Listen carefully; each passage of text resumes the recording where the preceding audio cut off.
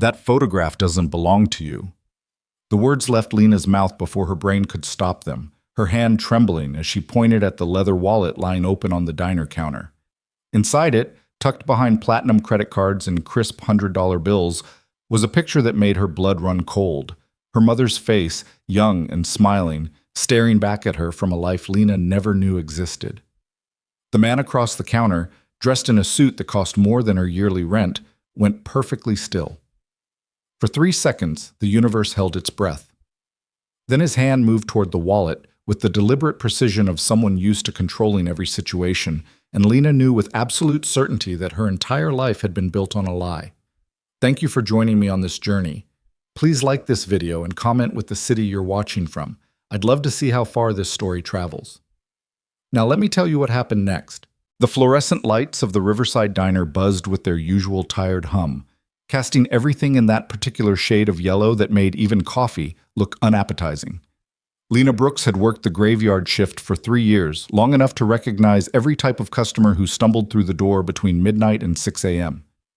Truckers who wanted strong coffee and silence.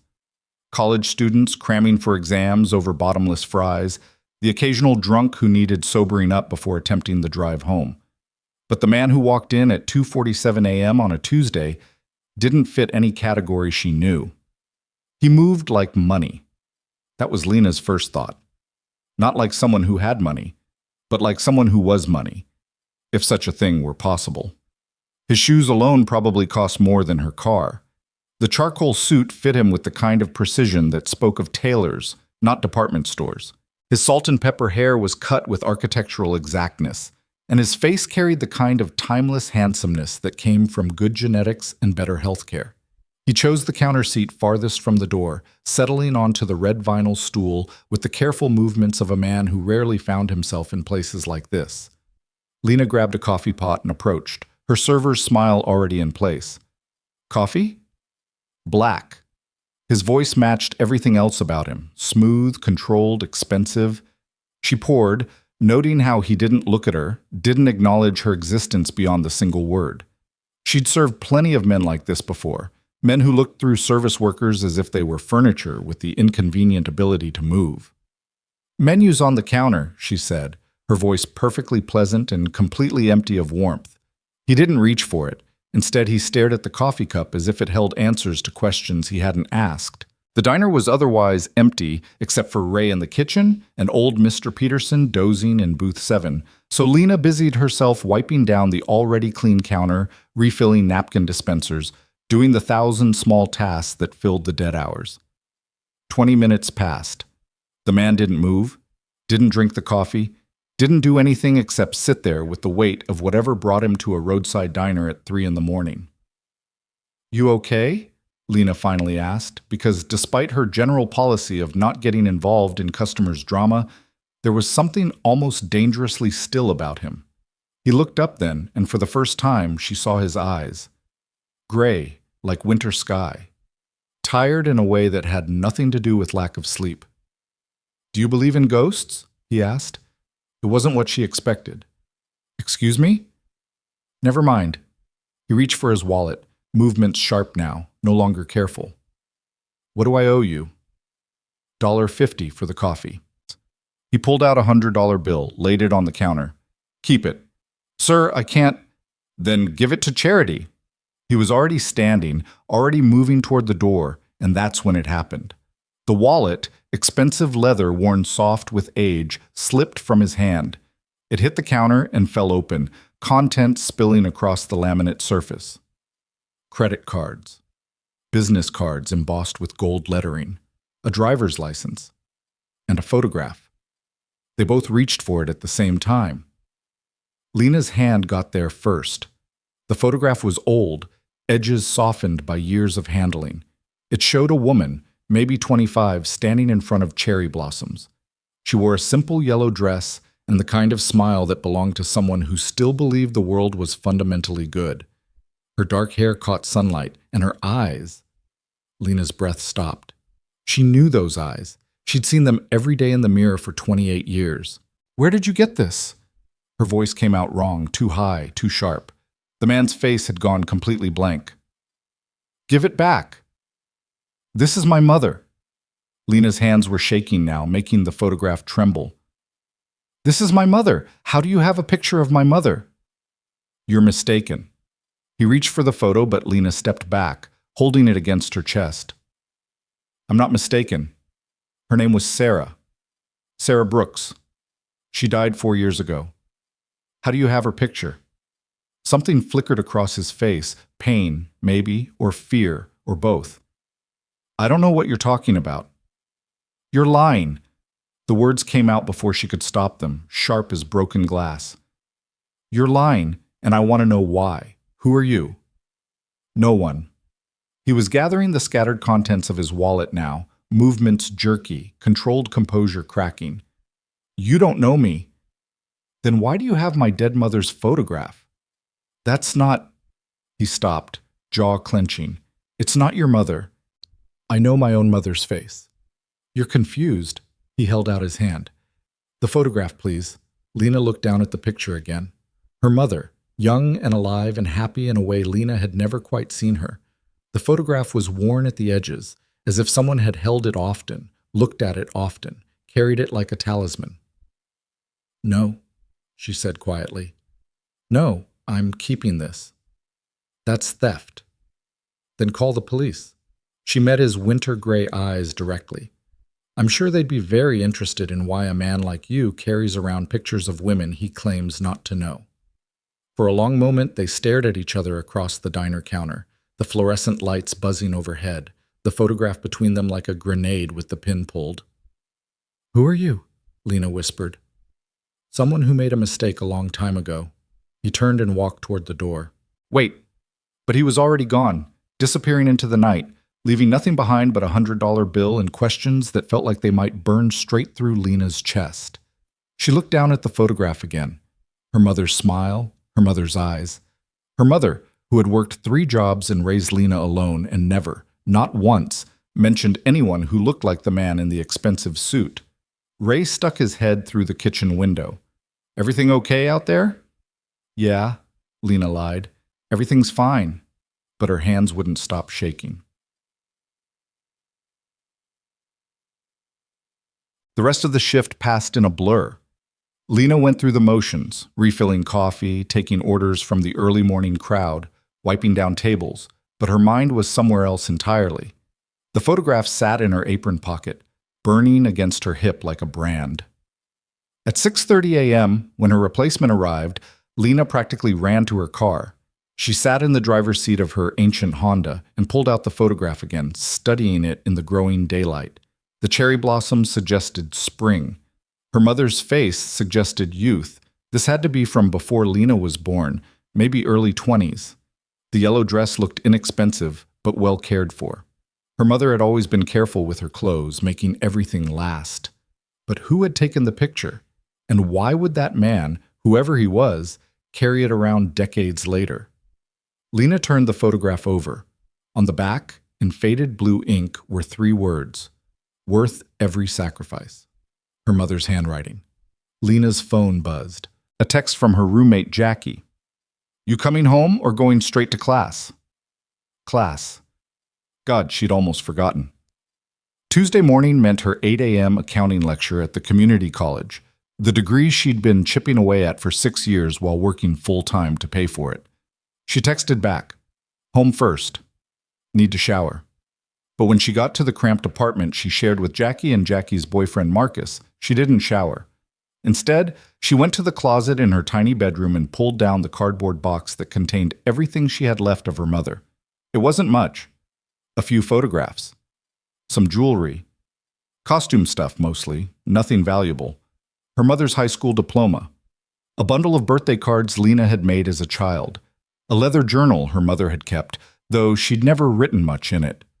Lena opened the journal, flipping through pages of grocery lists and appointment reminders, and the occasional introspective paragraph. She'd read through it after her mother died, searching for comfort, for presence, for anything that felt like having her back. Now she read with different eyes, looking for secrets. Most of the entries were mundane. Reminders to buy milk, notes about Lena's school events, budgets carefully tallied. But then, on a page dated 3 months before Lena was born, She found something that made her breath catch. He called again today. I didn't answer. What would I even say? That I'm glad he's choosing his inheritance over us? That I hope his money keeps him warm at night? I made my choice. Now he has to live with his. Lena read it 3 times, her heart pounding. Who had called? Who had chosen an inheritance? Who was us? She flipped forward, looking for more, but the entries returned to normal: baby preparations, work schedules, the practical concerns of a single mother. If her mother had written anything else about whoever he was, she'd torn those pages out. Jackie knocked on his door. You okay in there? You've been home for like an hour. Lena opened the door, holding up the photograph. Did my mom ever mention anyone from before I was born? Like, anyone important? Jackie, still in her pajamas, with her braids piled on top of her head, squinted at the picture. That's your mom? Damn, she was gorgeous, but no, she never really talked about her past. You know how private she was. Jackie paused. Why? What's going on? Lena told her about the man in the diner, about the wallet, about the photograph and the journal entry. Jackie's eyes went wide. Holy shit, you think he's your father? The word landed like a punch. I don't know, maybe. But my mom always said my father was just some guy who left before I was born. She never wanted to talk about him. Well, now you've got his picture, kind of. You could do a reverse image search, maybe figure out who he is. I don't have a picture of him, just of my mom. Then we need to find him. Jackie was already reaching for her phone. What did he look like? Lena described him: the expensive suit, the salt and pepper hair, the gray eyes, the way he moved like someone used to being the most important person in any room.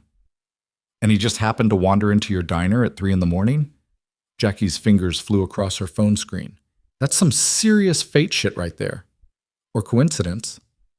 Girl, there's no such thing as coincidence when it comes to stuff like this. Jackie looked up from her phone. Did he pay with a credit card? Cash. Left a $100 bill for a cup of coffee he didn't even drink. Rich people are weird. Jackie went back to her phone. Okay, this is a long shot, but there's only like 3 restaurants within 10 miles of the diner. High-end places where a guy in a suit like that would normally eat. What if he was in the area for something and just ended up at your place by accident? It was thin, but it was something. Lena grabbed her laptop and started searching for recent events. Business conferences, charity galas, anything that might bring wealthy people to their unremarkable stretch of highway. An hour later, Jackie shouted from the couch. Found something! Lena rushed over. Jackie had her laptop open to a society page from the local paper, dated 3 days earlier. The headline read, Hawthorne Foundation awards $2 million to regional children's hospitals. The photograph showed a tall man in an expensive suit shaking hands with a hospital administrator. Even in the grainy online reproduction, Lena recognized him instantly. The same face, the same posture, the same aura of carefully controlled power. The caption identified him as Daniel Hawthorne, founder and CEO of Hawthorne Enterprises, one of the largest real estate development firms on the East Coast. Net worth estimated at $3.2 billion. Lena sat down heavily. That's him. A billionaire was in your diner. Jackie stared at the screen. And he's carrying around pictures of your mom. Girl, this is insane. Lena barely heard her. She was reading the article, absorbing details. Daniel Hawthorne, 54 years old, never married, no children, built his empire from the ground up after inheriting a small family business at 23 and transforming it into a multinational corporation. Look at this, Jackie said, clicking through to another article. He's like crazy reclusive, doesn't do interviews. There's basically no information about his personal life anywhere. The guy's a ghost. But not completely. Lena found more articles, business profiles, charity announcements, real estate deals. Daniel Hawthorne was very good at being visible while revealing nothing. Every photograph showed the same careful expression, the same maintained distance. There, Lena said suddenly, pointing at a 10-year-old profile in a business magazine. Read that part. Jackie read aloud. When asked about his success, Hawthorne credits a single pivotal decision made in his early 20s. I chose responsibility over desire, he says. It's the only choice I've ever regretted. They looked at each other. He chose his inheritance, Lena whispered. That's what my mom wrote. He's choosing his inheritance over us. Lena, Jackie's voice was gentle. I think that man might actually be your father. The words hung in the air between them, enormous and impossible, and somehow terribly, obviously true. Lena looked down at the photograph in her hands. Her mother, young and smiling, before life had worn her down with low-wage work and single parenthood and the slow grind of never having enough. Before cancer had eaten through her body while she pretended everything was fine because she couldn't afford to take time off work. Her mother, who had loved someone who chose money over her. I need to find him, Lena said. And say what? I don't know. Lena's hands were shaking again. But I need to know the truth. I need to know if he knew about me. If he just chose not to care. Jackie nodded slowly. Then we find him. For real this time. No more coincidental diner meetings. We go to him. He's a billionaire. We can't just walk up to his door. No, Jackie agreed. But we can figure out where he's going to be and make sure you're there too. They spent the rest of the morning planning.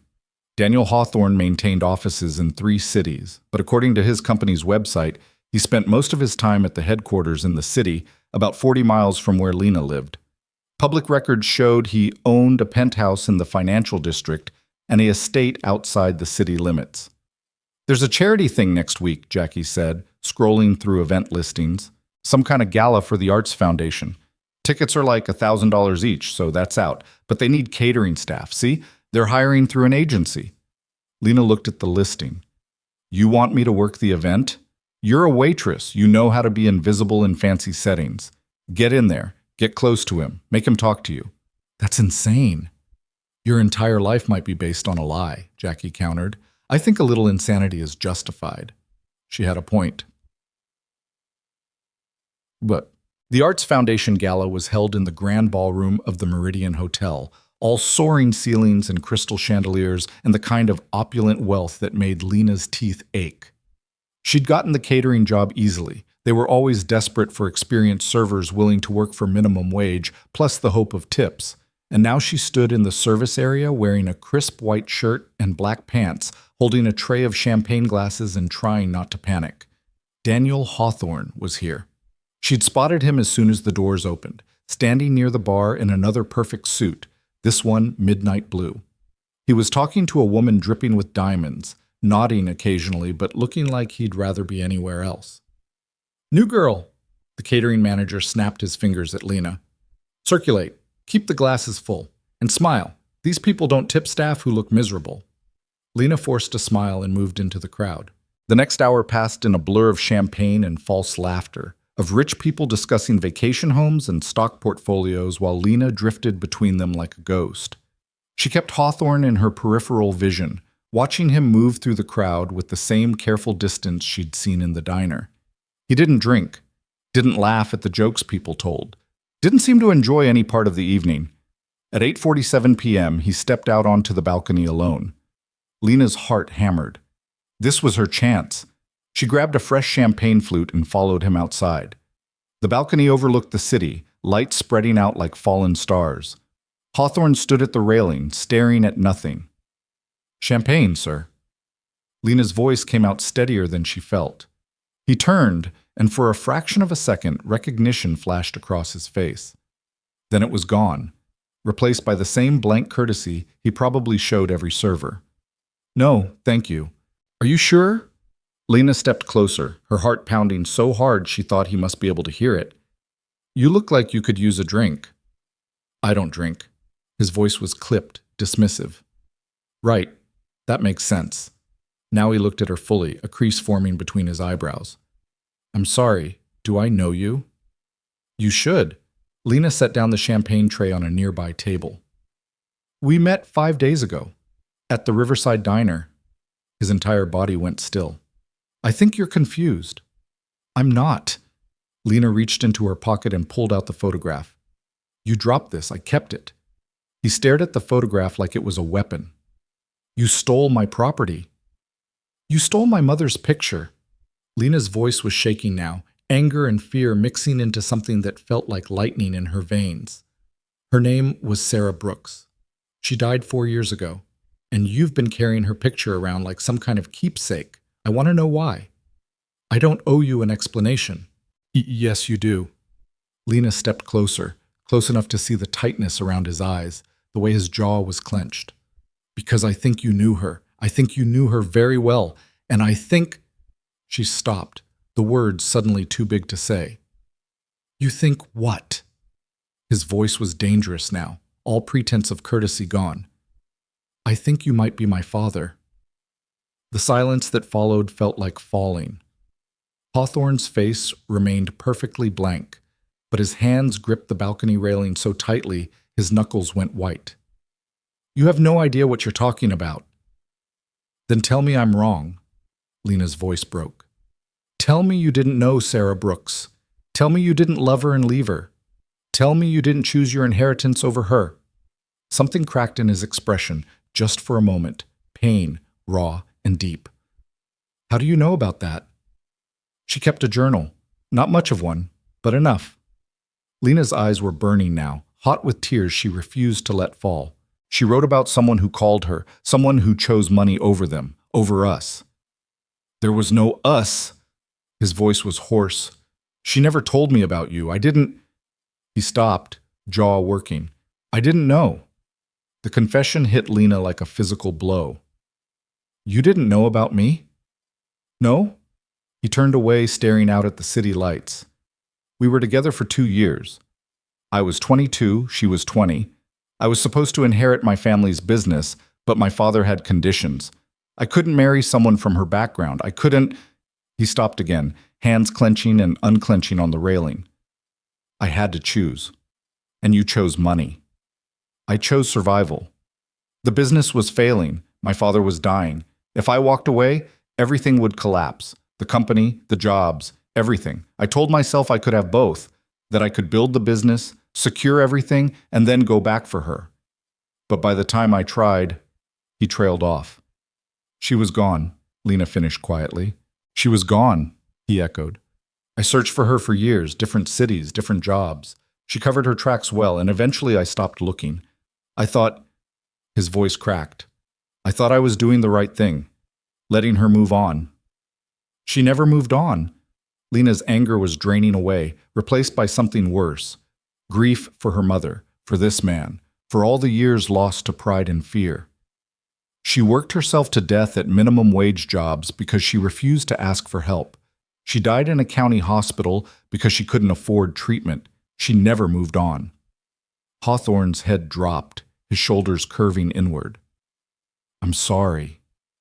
Sorry doesn't change anything. I know. He turned back to face her, and now she could see tears on his face, tracking slowly down his cheeks. I know it doesn't, but I am. I'm sorrier than you can possibly understand. They stood there on the balcony, the party continuing behind them, two strangers connected by a woman who was gone and a decision made 3 decades ago. Did you love her? Lena asked finally. Yes. The answer was immediate, certain.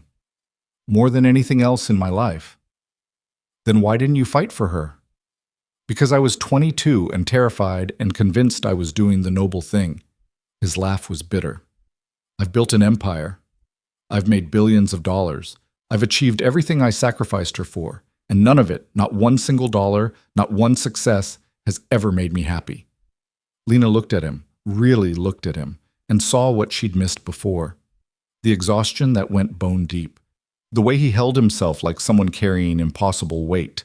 The gray eyes that looked like her eyes, reflected back. I'm your daughter, she said quietly. I know. His voice was barely a whisper. I can see her in your face, in the way you stand, in your eyes. He wiped at his face roughly. I know. What happens now? I don't know. He looked lost, this billionaire who commanded boardrooms and built skyscrapers. I don't know what you want from me. I want the truth, Lena said. All of it. Everything you never told her. Everything you've been carrying around. He nodded slowly. Then you'll have it. But not here. He glanced back at the party. These people, they'd destroy you if they knew. The press, the speculation, everything. Your life would never be private again. I don't care. You should.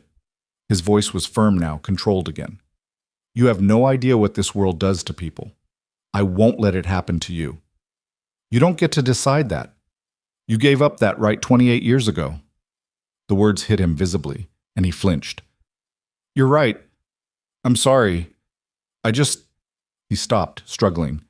I just found out I have a daughter. You'll have to forgive me if I'm not handling this perfectly.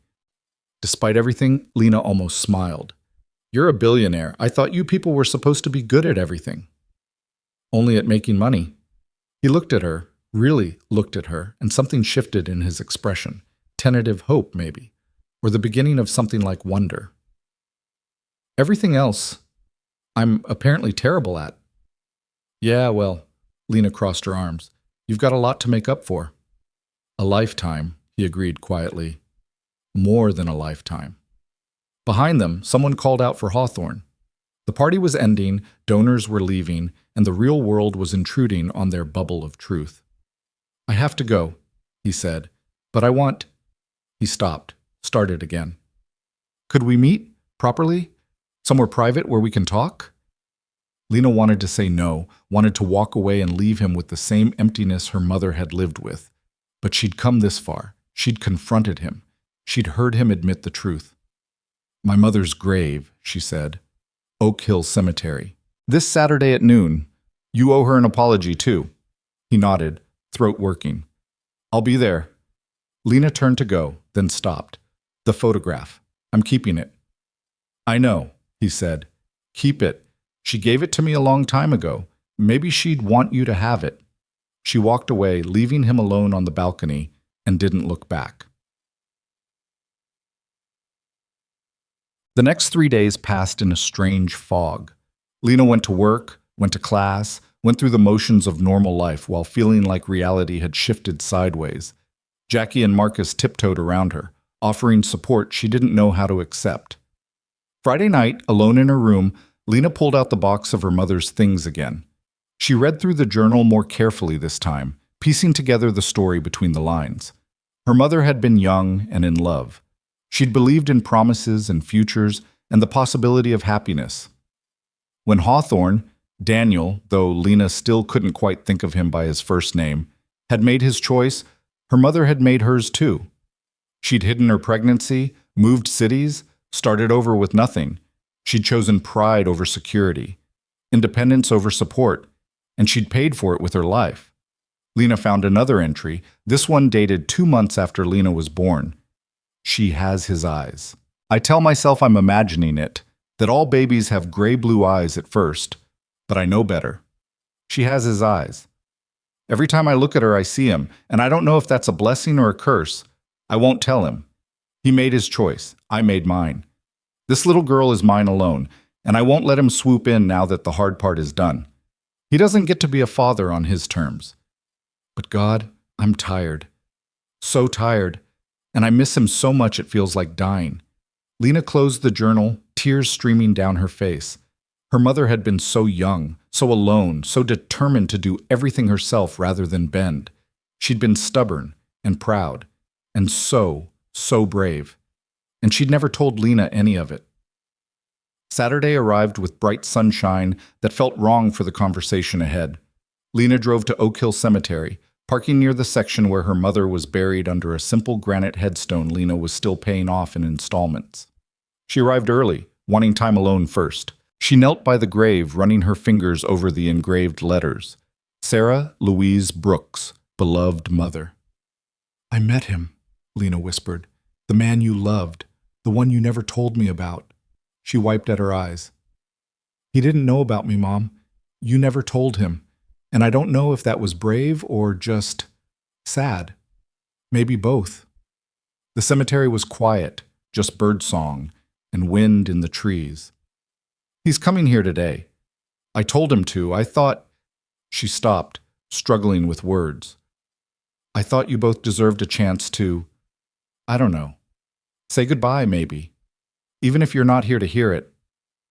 At noon exactly, a black town car pulled up to the cemetery gates. Daniel Hawthorne stepped out, dressed more casually than she'd ever seen him. Dark jeans, a gray sweater, no tie. He looked older in daylight, lines deep around his eyes and mouth. He approached slowly, stopping a few feet away from where Lena knelt. His eyes went to the headstone, and something in his face shattered. "She was only 48, he said hoarsely. "Pancreatic cancer. Diagnosed too late because she ignored symptoms for months. Couldn't afford to miss work." Lena stood, brushing dirt from her knees. "She was dead 6 weeks after diagnosis."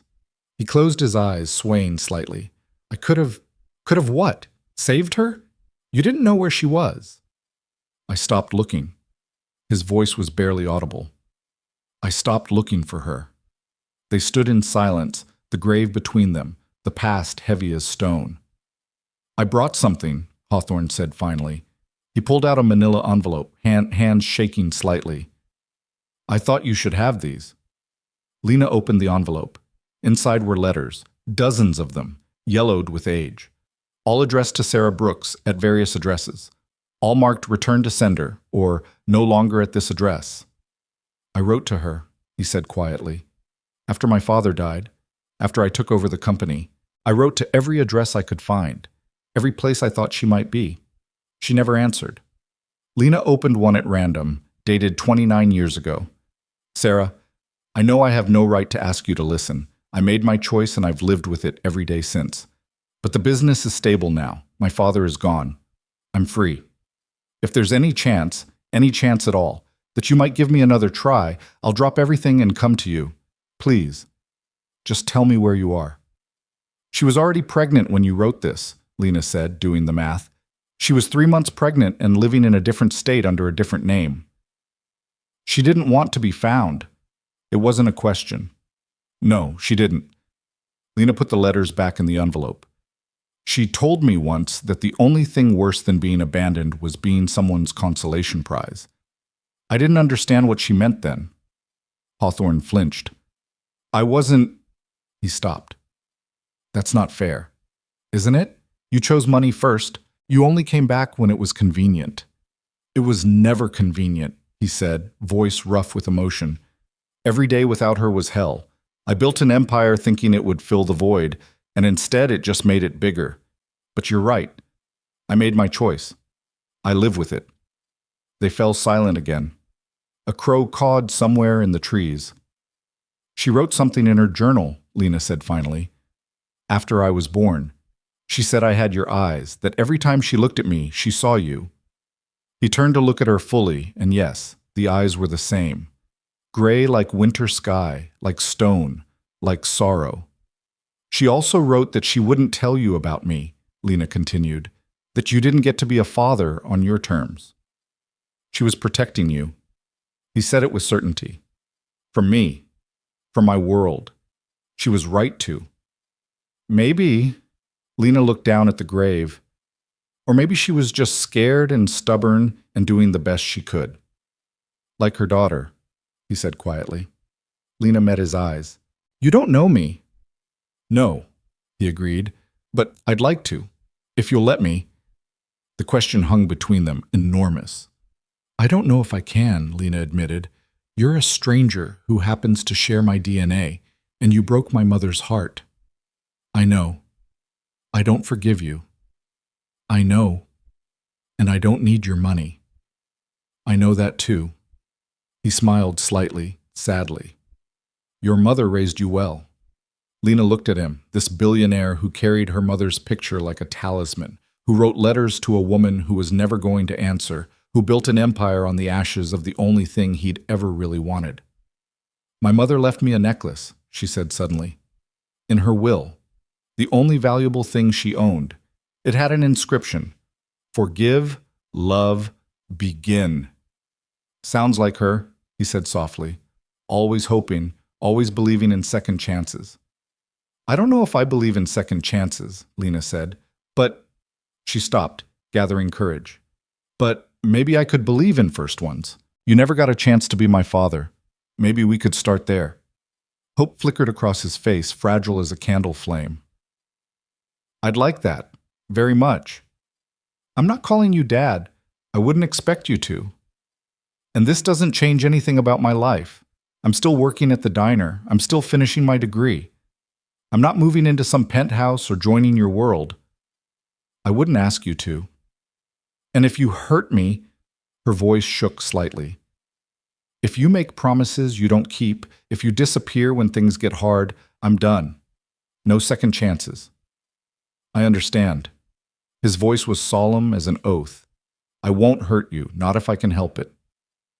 They stood there for another moment, the silence between them different now, still heavy, but with possibility threaded through. Coffee, Lena said finally. We could start with coffee. Somewhere public. Somewhere that's not my work. I'd like that. He pulled out his phone. When? Next Tuesday. The coffee shop on Main Street. 2:00. He put it in his calendar with the same care she imagined he scheduled billion-dollar deals. I'll be there. Lena nodded. Then impulsively, she reached out and touched the headstone one more time. He's here, Mom. The man you loved. He came back. She looked up at Hawthorne. Maybe that's worth something. I hope so, he said quietly. God, I hope so. He knelt then, placing his hand on the grave marker, and Lena watched as this powerful man who commanded skyscrapers and corporations broke down completely, shoulders shaking with silent sobs, grieving a woman he'd lost decades ago and found too late. After a moment, Lena knelt beside him. She didn't touch him, didn't offer comfort, just sat with him in his grief. Because maybe that was enough for now. Sharing space, sharing loss. Starting from the truth, even when the truth was painful. Eventually, he stood. His eyes were red, his face blotchy, but his voice was steady when he spoke. Thank you for this. For letting me... He gestured helplessly at the grave. For letting me say goodbye. She deserved it, Lena said. Whatever else happened, she deserved to be remembered by someone who loved her. He nodded, not trusting his voice. They walked back to their cars together, strangers who shared blood and grief, and the ghost of a woman who'd loved them both. At his car, he paused. The photograph, he said. I meant what I said. Keep it, but I have something else. He reached into his wallet and pulled out another picture, this one newer, a professional photo of himself at some corporate event. He wrote something on the back and handed it to her. Lena read the inscription. Your father, Daniel. Finally found. She looked up at him, this man who'd given up everything and gained nothing, who'd built an empire on regret. Thank you, she said quietly. He nodded once, then got in his car and drove away. Lena stood alone in the cemetery parking lot, holding two photographs, her mother young and hopeful, and her father found at last, and felt the first fragile threads of something that might, someday, become healing. The past was still the past. The pain was still real. But now, at least, the truth was told, and maybe that was enough to begin. The coffee shop on Main Street was nothing like the places Daniel Hawthorne usually frequented. No marble counters, no leather seating, no servers who knew his name and his order before he walked through the door. Instead, there were mismatched chairs, local art on the walls, and a chalkboard menu written in cheerful purple script. The whole place smelled like cinnamon and espresso, and every table was full of students hunched over laptops or couples leaning close in conversation. Lena arrived 15 minutes early, partly because she was always early, and partly because she wanted the advantage of choosing the table. She picked one in the corner, away from the window, where they could talk without the entire street watching. Her hands were shaking as she ordered a black coffee, and she wrapped them around the warm cup to steady herself. What did you say to a father you'd never met? How did you build a relationship with someone whose entire existence had been a secret? Her mother had carried these answers to her grave, leaving Lena to stumble through the dark alone. At exactly 2:00, the door opened and Daniel walked in. He looked different again. Less polished than at the gala, less broken than at the cemetery. He wore jeans and a simple navy sweater, and he scanned the room with the careful attention of someone used to assessing threats. When his eyes found her, relief crossed his face so openly it almost hurt to see. He ordered something at the counter, then made his way to her table, carrying a large coffee and what looked like anxiety poorly disguised as composure. Hi, he said, and the single word carried the weight of 28 years. Hi, Lena replied. He sat down across from her, and for a moment they just looked at each other. Two people connected by DNA and tragedy, trying to figure out how to be human together. I wasn't sure you'd come, Daniel admitted finally. I wasn't sure I would either. Lena took a sip of coffee, buying time. I've changed my mind about 12 times since Saturday. But you're here. I'm here. She set down her cup. I don't really know why, if I'm honest. Part of me thinks this is a terrible idea, that knowing you will just make everything more complicated. It probably will, he agreed, but complicated isn't necessarily bad. Spoken like someone who's never had to worry about rent. The words came out sharper than she intended, and she watched him flinch. Good. She didn't want him comfortable. Comfortable people made casual promises and broke them just as casually. You're right, he said quietly. I have no idea what your life is like, but I'd like to, if you're willing to tell me. Lena studied him, looking for signs of the pity she'd seen too many times from people who thought poverty was a moral failing, but all she saw was genuine interest, almost desperate in its intensity. What do you want to know? She asked finally. Everything. Start anywhere. So she did. She told him about growing up in a series of small apartments, always the cheapest her mother could find. About moving schools every time the rent went up, never staying anywhere long enough to make real friends. About her mother working 3 jobs, housekeeping at a hotel, night shifts at a convenience store, weekend catering gigs, and still barely making ends meet. She was always tired, Lena said, staring into her coffee. Always. I remember her falling asleep standing up sometimes, just for a second. She'd catch herself and laugh it off, but I knew. I knew she was exhausted down to her bones. Daniel's face had gone pale. I could have helped. If I'd known, but you didn't know. She made sure of that. Lena met his eyes. And I need to understand why. Why she'd rather kill herself working than tell you about me. Was she afraid of you? Did you do something that made her think? No. The word came out hard, almost angry. God, no. I never hurt her. I never would have. He stopped, hands clenching around his coffee cup. But I did leave her. I chose money over her. Maybe she thought I'd do the same with a child. Would you have? The question hung between them, brutal in its simplicity. Daniel looked away, jaw working. I want to say no. I want to believe I would have done the right thing, but I was 22 and terrified and convinced that choosing her meant destroying everything.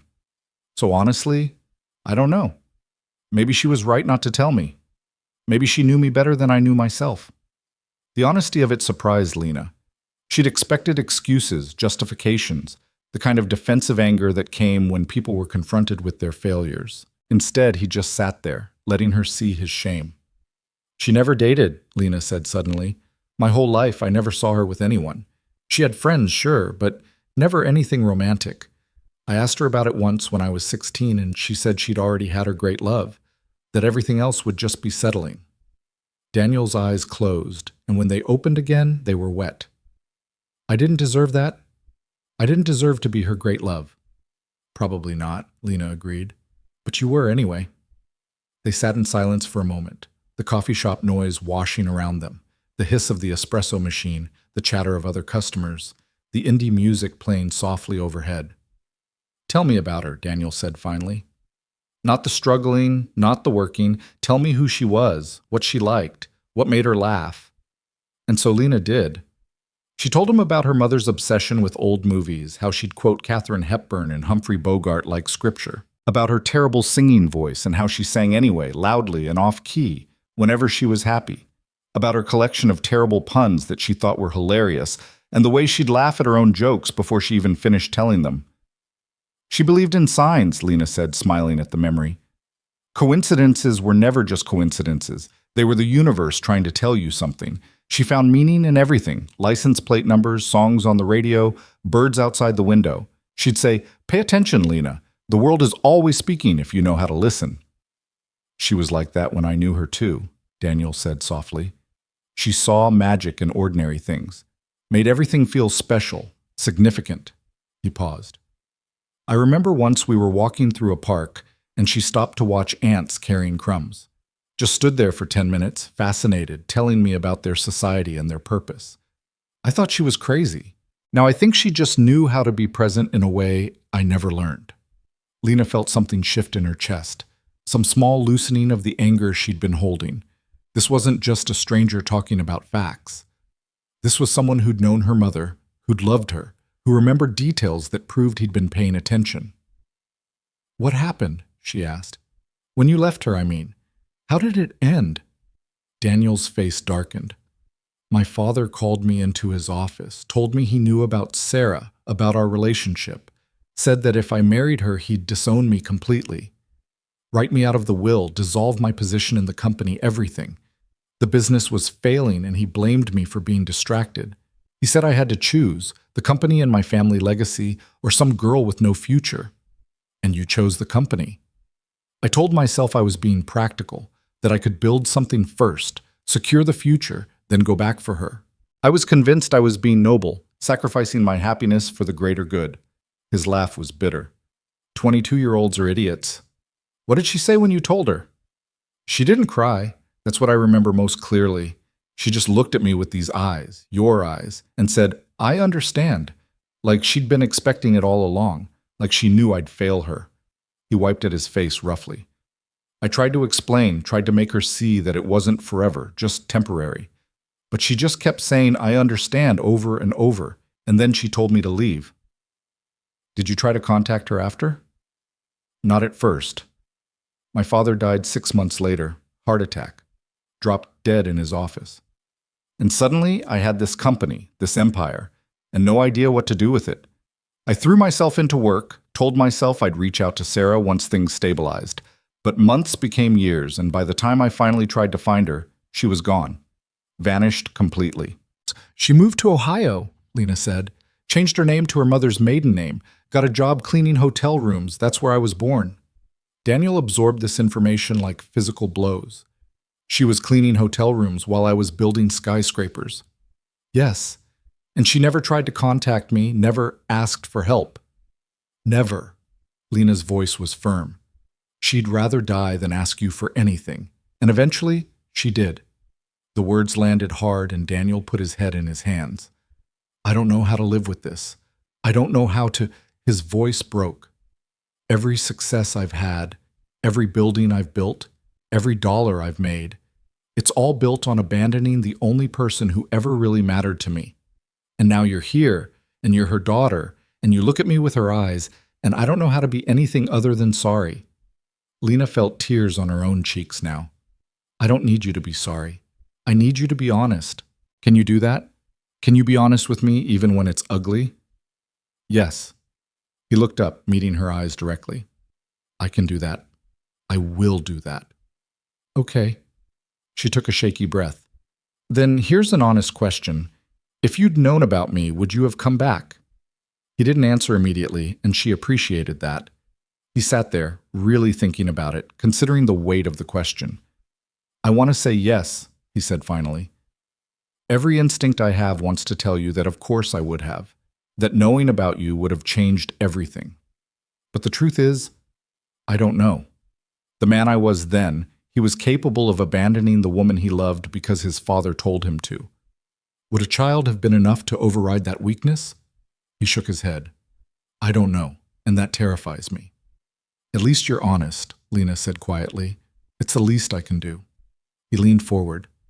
"But I can tell you this, the man I am now would move heaven and earth for you. I know that doesn't fix anything. I know it doesn't change the past. But if you're willing to let me try, I will spend the rest of my life trying to be the father I should have been from the beginning." "I don't know what that looks like," Lena admitted. "I don't know how to have a father. My whole life, it's just been me and my mom." "Then we'll figure it out together." He reached across the table, hand extended. No expectations. No pressure. Just two people trying to build something from nothing. Lena looked at his hand for a long moment. This was it, the moment of choice. She could walk away, keep her life simple and uncomplicated. Or she could take his hand and step into something completely unknown. She took his hand.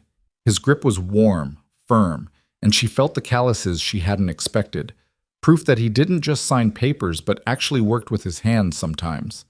He held on for just a moment, then let go, settling back in his chair. "So what now?" Lena asked. "Lena, miss, now we start small. Coffee once a week. Phone calls when you want to talk. No grand gestures, no dramatic changes, just getting to know each other. I can do small, Lena said. Small sounds manageable. They talked for another hour, conversation flowing more easily now that the worst truths were out in the open. Daniel told her about building his company, about the crushing pressure of those early years, about his father's impossible standards and his own desperate need to prove himself. Lena told him about community college, about her accounting classes, about the strange satisfaction of making numbers balance perfectly. You're good with numbers? He asked, genuinely interested. Love them? They're honest? 2 plus 2 always equals 4. No ambiguity, no deception, just truth. You get that from your mother. She could look at a budget and know exactly where every penny went. She had this incredible mind for patterns. I didn't know that, Lena said softly. She never really talked about herself, about what she was good at. She was good at everything, Daniel said. Brilliant, creative, kind. She could have been anything she wanted. Instead, she was a housekeeper who died broke. Lena's voice was flat. That's what choosing you cost her. I know. He didn't flinch from it. I know. They parted ways with plans to meet again the following Tuesday. Same time, same place. As Lena drove home, she felt exhausted and exhilarated and more confused than ever. She had a father now, sort of. Maybe. The relationship was so fragile it felt like breathing too hard might shatter it. Jackie was waiting when she got home, practically vibrating with curiosity. Well, how did it go? What's he like? Did he offer you money? Are you rich now? No money, Lena said, dropping onto the couch. Just coffee and conversation. That's it? You meet your billionaire father and all you get is coffee? What did you expect? A check with a lot of zeros? Kind of, yeah. Jackie sat next to her. But seriously, how was it? Lena tried to find words for the strange ache in her chest, the way talking to Daniel had felt like touching an old wound, painful but somehow necessary. He loved her, Jackie, really loved her, and he spent 30 years regretting that he left her. Good. He should regret it. But it doesn't change anything. My mom is still dead. Those years are still gone. We can't get them back. No, Jackie agreed. But maybe you can build something new, something that's just yours and his, without all the old pain. Maybe. Lena pulled out the photograph she'd been carrying, her mother, young and smiling. I just keep thinking about all the things she never told me, all the secrets she kept. Why didn't she tell me about him? Why did she let me grow up thinking my father just didn't care? Maybe she thought she was protecting you. From what? From having options? From having someone who could have helped us? Lena's voice rose. We were poor, Jackie. Really poor. There were times we didn't have enough food, times we lived in our car between apartments, and the whole time my father was a billionaire who would have... She stopped, throat tight. Who says he would have helped, if he'd known? You don't believe him? I don't know what to believe. Lena wiped her eyes. He seems genuine. He seems sorry. But how do I trust that? How do I trust someone who abandoned the person he loved because it was convenient? People change, Jackie said gently. Maybe he's not that scared 22-year-old anymore. Or maybe he's just better at hiding it. They sat in silence for a while, the television murmuring in the background, the familiar sounds of their cramped apartment settling around them. Are you going to see him again? Jackie asked finally. Yeah, Lena said. Yeah, I am. I have to know who he is, who I am maybe, where I came from. Just be careful, okay? Don't let him hurt you. Too late for that, Lena said quietly. He hurt me before I was even born. The next Tuesday came, and the Tuesday after that. Coffee became routine. Same coffee shop, same table, same careful navigation of a relationship neither of them quite knew how to build. They talked about everything and nothing. Daniel told her about his work, about the complexities of development and zoning, and the politics of building. Lena told him about her classes, her job, her plans for the future. What do you want to do? He asked one afternoon. After you finish your degree? I don't know, accounting, maybe, corporate finance, something stable. You could work for me. The offer hung in the air between them. No, Lena said immediately. No, I can't do that. Why not? Because people would assume I only got the job because of who you are, because I'd never know if I earned it or if you just gave it to me out of guilt. You'd earn it, Daniel said firmly. I don't hire people out of guilt, but I understand. The offer stands if you ever change your mind. I won't. He smiled slightly. You're stubborn, like your mother. Good. 1 month became 2, then 3. The conversations grew easier, more natural. Daniel told her about his life, the loneliness of success, the way wealth isolated you from real human connection, the constant performance required to maintain his position. Lena told him about her world, the exhaustion of working full-time while going to school, the way poverty made every decision a calculation, the dreams she'd put on hold because survival came first. I want to help, Daniel said one evening. They'd graduated from coffee to dinner, a small Italian place that didn't require reservations. Financially, I mean, let me pay for school. No. Lena, please. You're working yourself to death just like your mother did. Let me help. I said no. Her voice was sharp. I don't want your money. It's not about the money. It's about giving you choices. Freedom. The ability to focus on school instead of surviving. And what do I owe you in return? He looked genuinely hurt. Nothing. You owe me nothing. I'm trying to be a father. Fathers don't buy their children, Lena shot back. They earn the right to help. Then let me earn it. Tell me what I need to do. Lena stared at him, this powerful man who commanded billions but couldn't figure out how to help his own daughter. Time, she said finally. You earn it with time, by showing up, by being consistent, not by throwing money at problems. Okay? He nodded slowly. Okay, I can do that. And he did. Every Tuesday, without fail, he was there. When Lena had to cancel once because of exams, he texted back immediately. Good luck. I'm proud of you. When her car broke down and she mentioned it casually, he didn't offer to buy her a new one. He asked if she needed a ride to work and showed up at 5 a.m. in his town car driving her himself. You don't have a driver today? She'd asked, surprised. I gave him the morning off, thought it might be nice to actually drive for once. They'd ridden in silence, the city still dark around them, and something in Lena had softened a little more.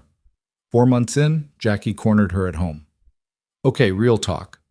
How do you feel about him now? Lena thought about it. Less angry, she admitted. Still hurt, still confused about what this is supposed to be, but less angry. Do you like him? Sometimes. He's smart, and he actually listens when I talk, which is more than I can say for most people. And he's trying, really trying. But he's not my dad. Not really. He's just this man who shares my DNA and my history. I don't know if that's enough to build something real. Give it time, Jackie said. You've only known him a few months. These things take years. But time was about to run out. It happened on a Tuesday, ironically enough.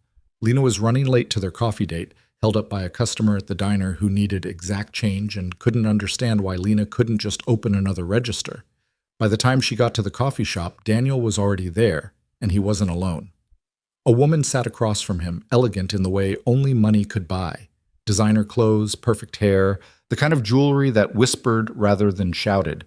She was talking rapidly, gesturing with manicured hands, and Daniel's face had gone completely blank. Lena stopped in the doorway, suddenly aware she was wearing her diner uniform and probably smelled like coffee and grease.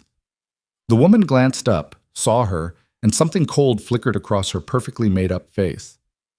Daniel stood immediately.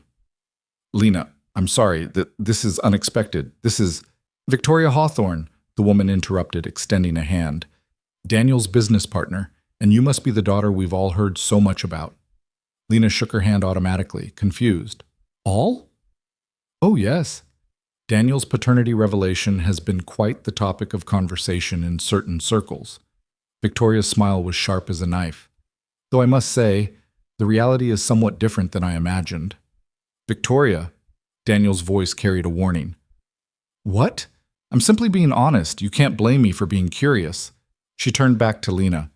Tell me, dear, what exactly do you want from Daniel? Because in my experience, long-lost relatives always want something. I don't want anything, Lena said, voice cold. Everyone wants something, money, connections, access to his world. Why should you be different? Because I'm his daughter, not a business opportunity. Are you, though?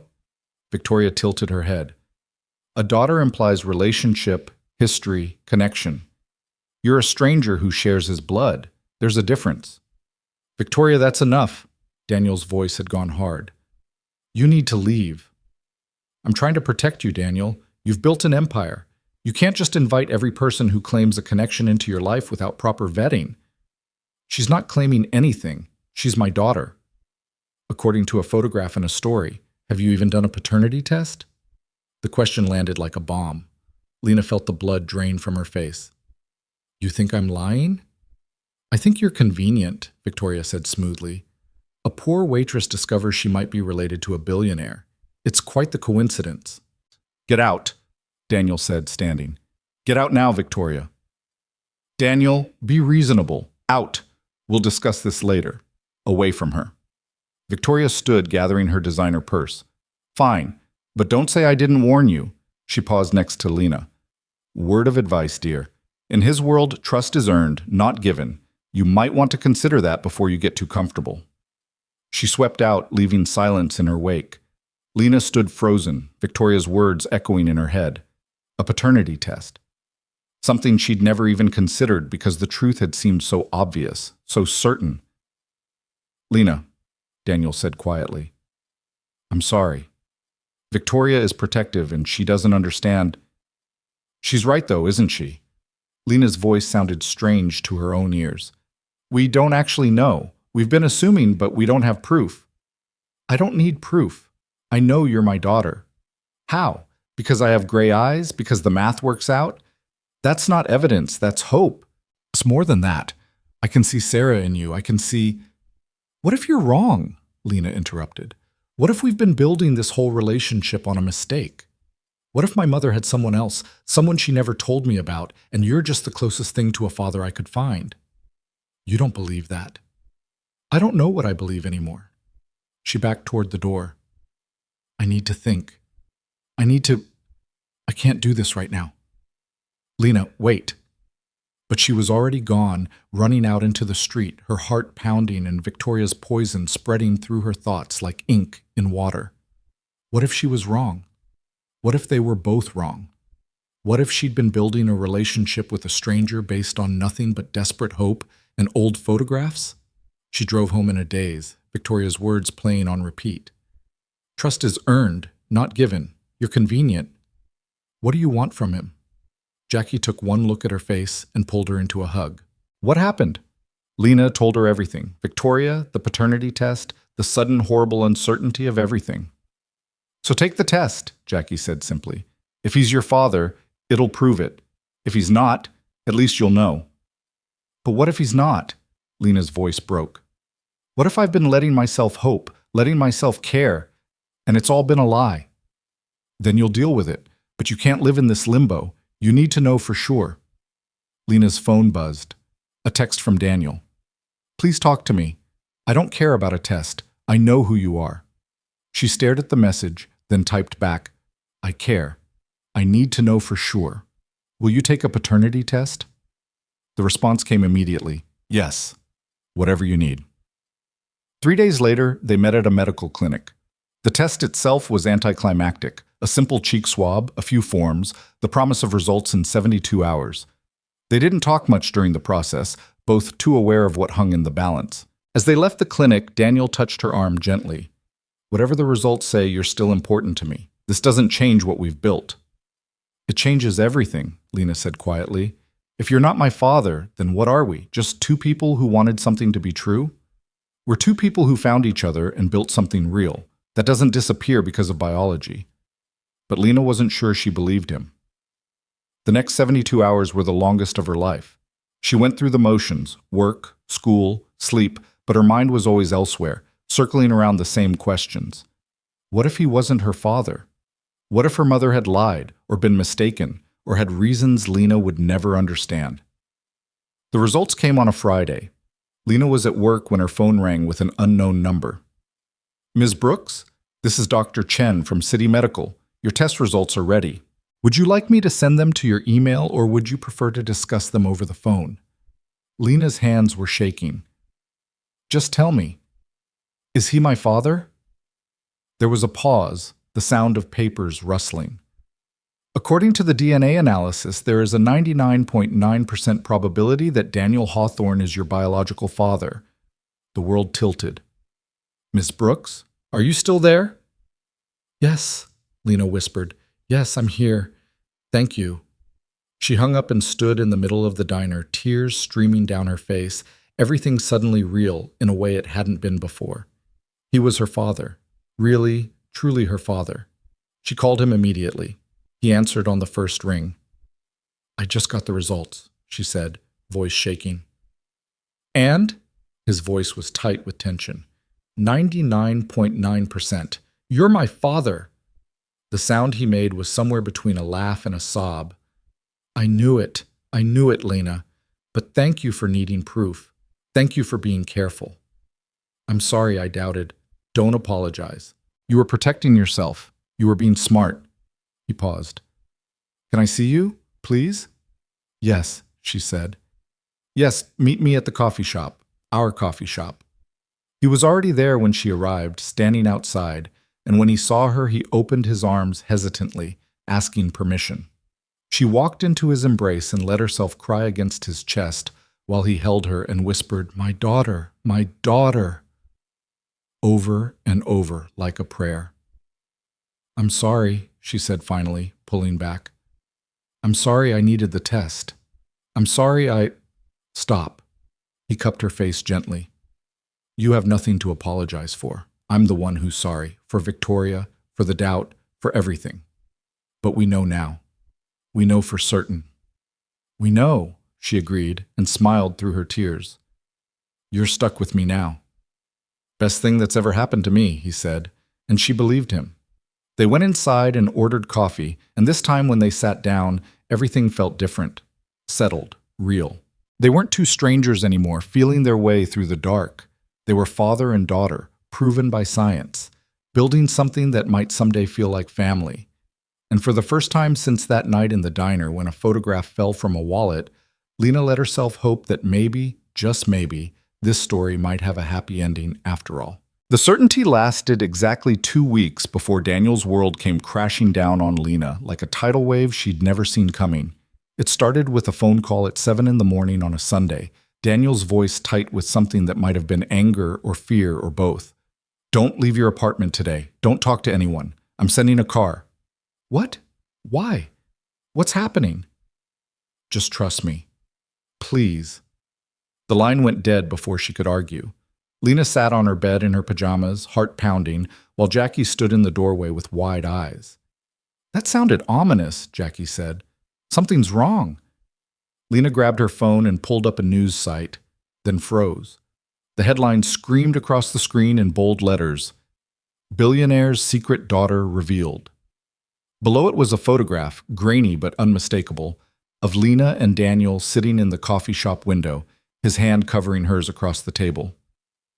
Oh no, Jackie breathed, reading over her shoulder. Oh no, no, no.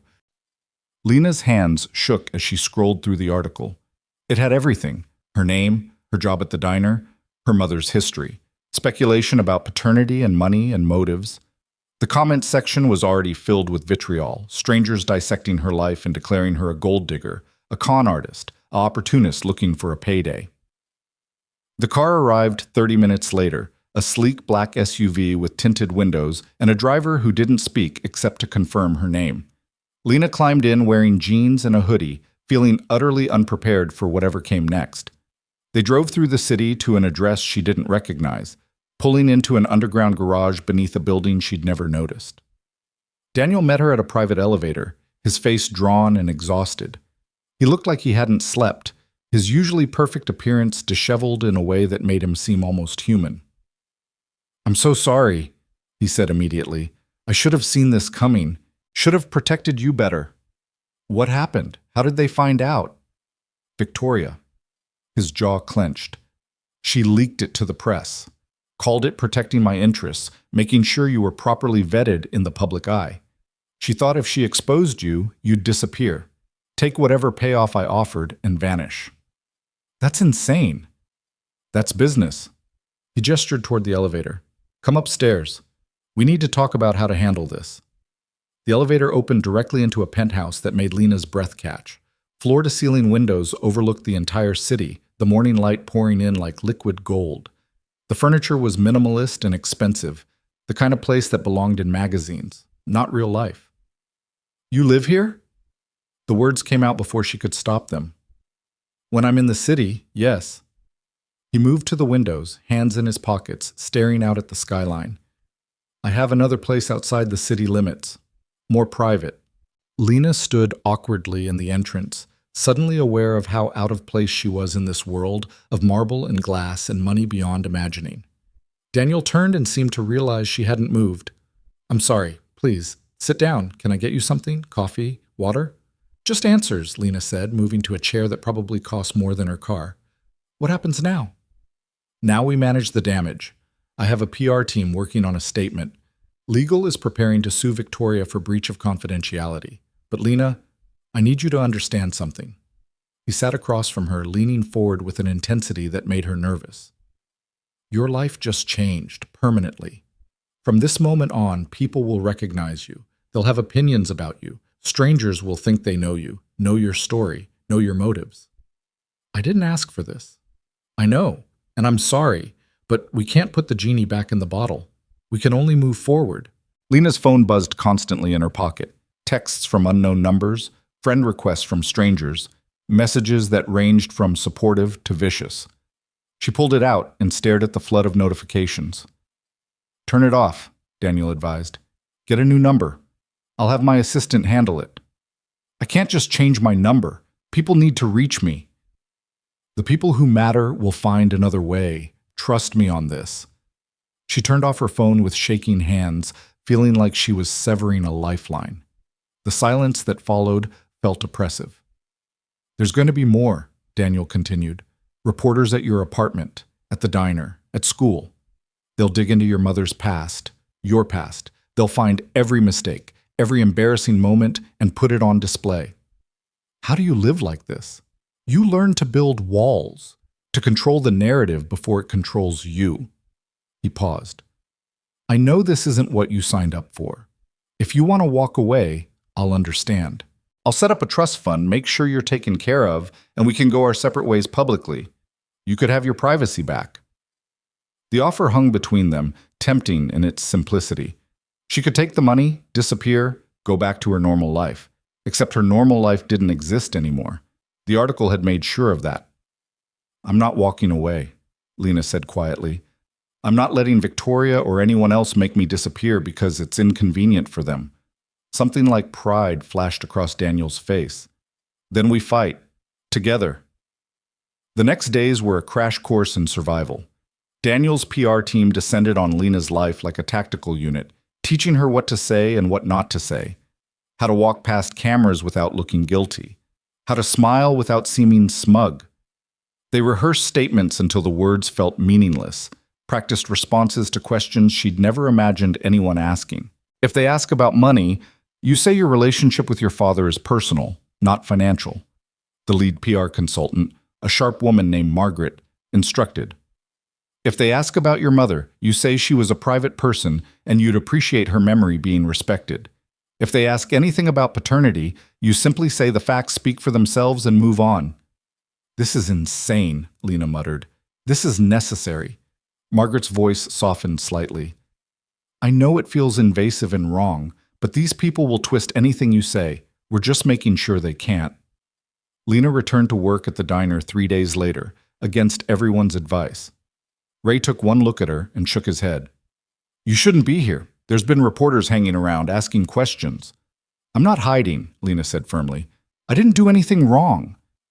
But the shift was miserable. Customers stared at her openly, whispering behind their hands. Some left her enormous tips, clearly feeling sorry for her. Others left nothing and comments about gold diggers on their receipts. By the time her shift ended, Lena felt scraped raw. She was walking to her car when a woman with a microphone materialized out of nowhere, a cameraman at her shoulder. Lena Brooks? Jennifer Martinez, Channel 7 News. Can you comment on your relationship with Daniel Hawthorne? Is it true you only discovered he was your father recently? Lena remembered Margaret's instructions. Keep walking. Don't engage. But anger bubbled up in her chest, hot and acidic. My relationship with my father is private, she said, the words feeling robotic in her mouth. Please respect that. Sources say your mother hid your paternity deliberately. Do you feel any resentment toward her for keeping you from your father's wealth? The question was designed to wound, and it succeeded. Lena stopped walking, turned to face the camera, and felt something break inside her. My mother was the bravest person I've ever known, she said, voice shaking. She worked 3 jobs to give me a good life. She sacrificed everything for me, and she's not here to defend herself against people like you, so I'll do it for her. She made the choices she thought were right. I won't let anyone turn her into a villain in a story you know nothing about. She walked away before the reporter could ask another question, got in her car, and drove to the only place that felt safe anymore, the cemetery. Her mother's grave looked the same as always, the simple headstone offering no judgment, no commentary on the chaos Lena's life had become. She sat on the grass beside it, not caring that the ground was cold and damp. I don't know what to do, Mom, she whispered. Everything's falling apart. Everyone has an opinion about you, about me, about choices you made that I don't even understand, and I wish you were here. I wish I could ask you why you did it, why you never told me about him. The wind rustled through the trees, carrying away her words. He's trying, you know. Daniel. He's actually trying to be a father, but his world is so different from ours, so complicated, and I don't know if I belong there. I don't know if I want to belong there. She sat there for over an hour, talking to the silence, until her phone rang. Not her old number. That phone was dead and buried, but the new one Daniel had given her, the one only a handful of people had. Hello? Lena, it's Daniel. Where are you? The cemetery. A pause. I'll come to you. He arrived 20 minutes later, still in a business suit, looking completely out of place among the headstones. He walked slowly across the grass and sat down beside her without a word, staring at Sarah's grave with an expression Lena couldn't quite read. I saw the interview, he said finally. What you said about your mother. It was beautiful. It was stupid. Margaret's going to kill me for engaging with them. Margaret works for me, not the other way around, and you were right to defend your mother. He reached out and touched the headstone gently. She deserves to be defended. They sat in silence for a while, 2 people bound by the woman buried beneath them. I brought something, Daniel said eventually, pulling a folder from his briefcase. I was going through my old files, and I found these. I thought you might want them. Lena opened the folder. Inside were more letters, dozens of them, all addressed to Sarah at different locations over the years. But these weren't returned. These had never been sent. Draft after draft, crossed out and rewritten, emotions pouring across pages that no one had ever read. She picked one at random, dated 5 years after he'd left her mother. Sarah, I saw a woman today who looked like you from behind and my heart stopped. For one perfect second I thought maybe I'd found you again. Then she turned around and she was a stranger, and I felt like a fool. How many strangers am I going to chase before I accept that you're gone? How many years before I stop looking for you in crowds? Lena's eyes burned. Why didn't you send them?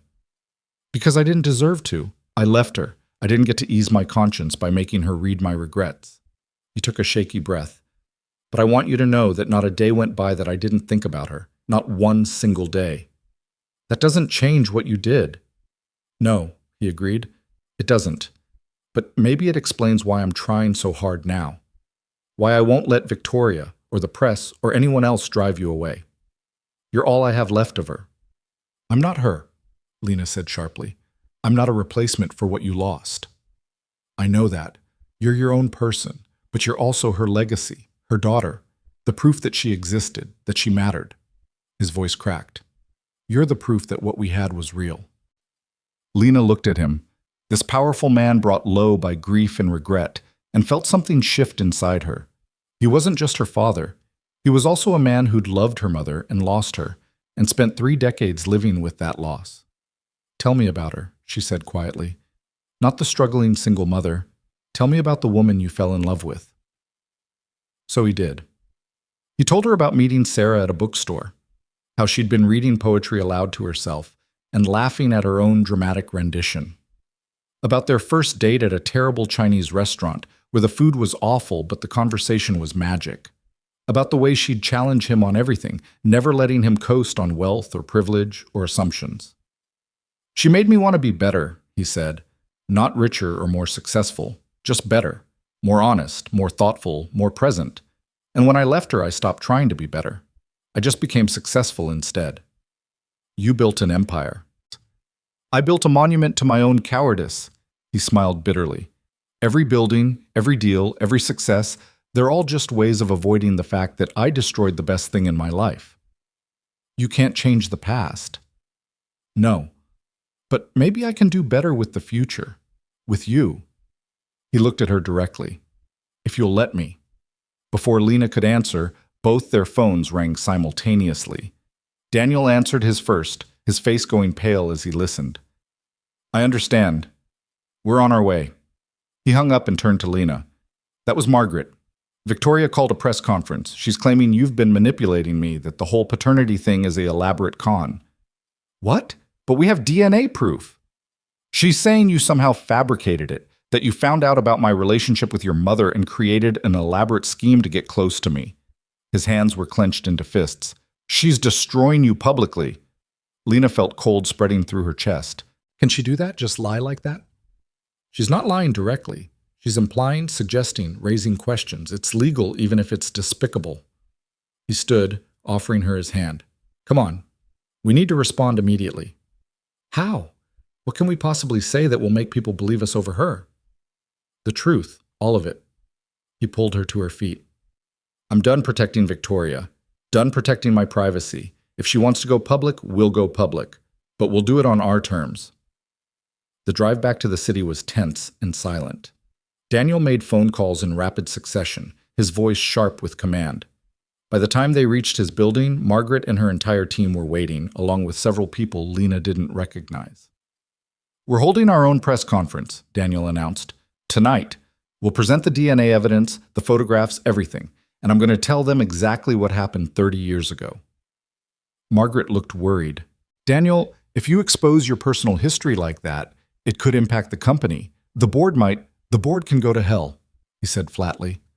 I'm not letting them destroy my daughter's reputation to protect my privacy. We do this tonight.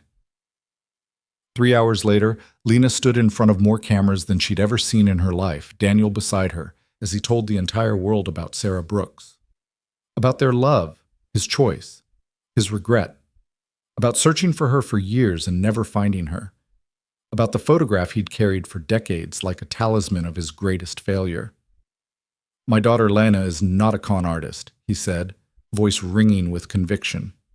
She's the result of a relationship I destroyed through cowardice and pride. Her mother raised her alone because I wasn't there, because I chose money over love.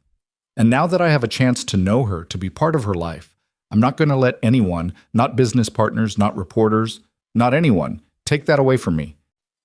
He held up the DNA test results, certified and official. These are the facts. Lena Brooks is my biological daughter.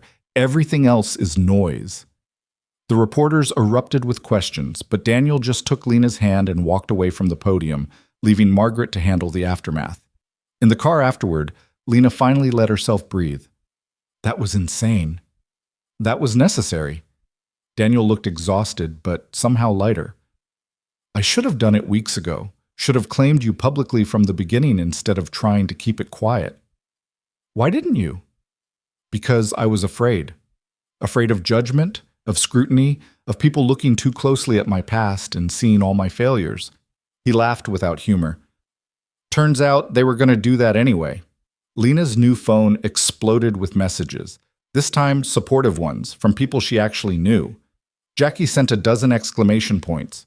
Her favorite professor from school sent encouragement. Even Ray from the diner texted, "Proud of you, kid." What about Victoria? Lena asked. She's finished. The board is demanding her resignation. Her stunt backfired spectacularly. Daniel's voice was cold. She thought she was protecting the company. Instead, she exposed herself as someone willing to destroy an innocent person for profit. That's not someone we want representing Hawthorne Enterprises. Will she just go away? Eventually, but people like Victoria don't disappear quietly. He looked at her seriously. Are you prepared for that? For her to keep attacking, keep trying to discredit you? I don't know, Lena admitted. But I'm not running away. She doesn't get to win just because she's mean. Good. Daniel smiled, genuine warmth breaking through the exhaustion. You're stronger than you know. Your mother would be proud. They drove through the city as night fell, the lights coming on one by one, and Lena thought about her mother, about the choices she'd made, the secrets she'd kept, the strength it must have taken to walk away from this man and this world and build something entirely her own. Can I ask you something? Lena said quietly. Anything. Do you think she forgave you before she died, I mean? Do you think she ever forgave you for leaving? Daniel was quiet for a long time. I don't know, he said finally. I hope so. But I think maybe forgiveness wasn't the point for her. I think she just wanted to move forward, build a life that was hers. And she did that. She raised an incredible daughter. She survived and thrived on her own terms. Whether she forgave me or not, she didn't let what I did destroy her. She died working minimum wage jobs, Lena said. How is that thriving? Because she raised you, because she loved you, because she built something real and meaningful even without money or help or the father of her child. His voice was thick with emotion. Money isn't the measure of a life well lived, Lena. Love is, connection is, and your mother had that in abundance. Lena thought about her mother's laugh, her terrible jokes, the way she'd dance in the kitchen while making dinner, the way she'd work herself to exhaustion but still have time to help Lena with homework or listen to her teenage drama. The small kindnesses and fierce love that had shaped Lena into who she was. Yeah, she said softly. She did. They pulled up to Lena's apartment building and Daniel walked her to the door despite her protests. I'll have security keep an eye on the building tonight, he said, just in case any reporters try to bother you. You don't have to do that. I know, I want to. He hesitated. I know this has been overwhelming. I know my world has crashed into yours in the worst possible way. If you need space, time, anything— I don't need space, Lena interrupted. I need my father to stop apologizing for wanting to protect me. The word, father, landed between them with weight and warmth. It was the first time she'd called him that directly, without hesitation or qualification. Daniel's eyes went bright.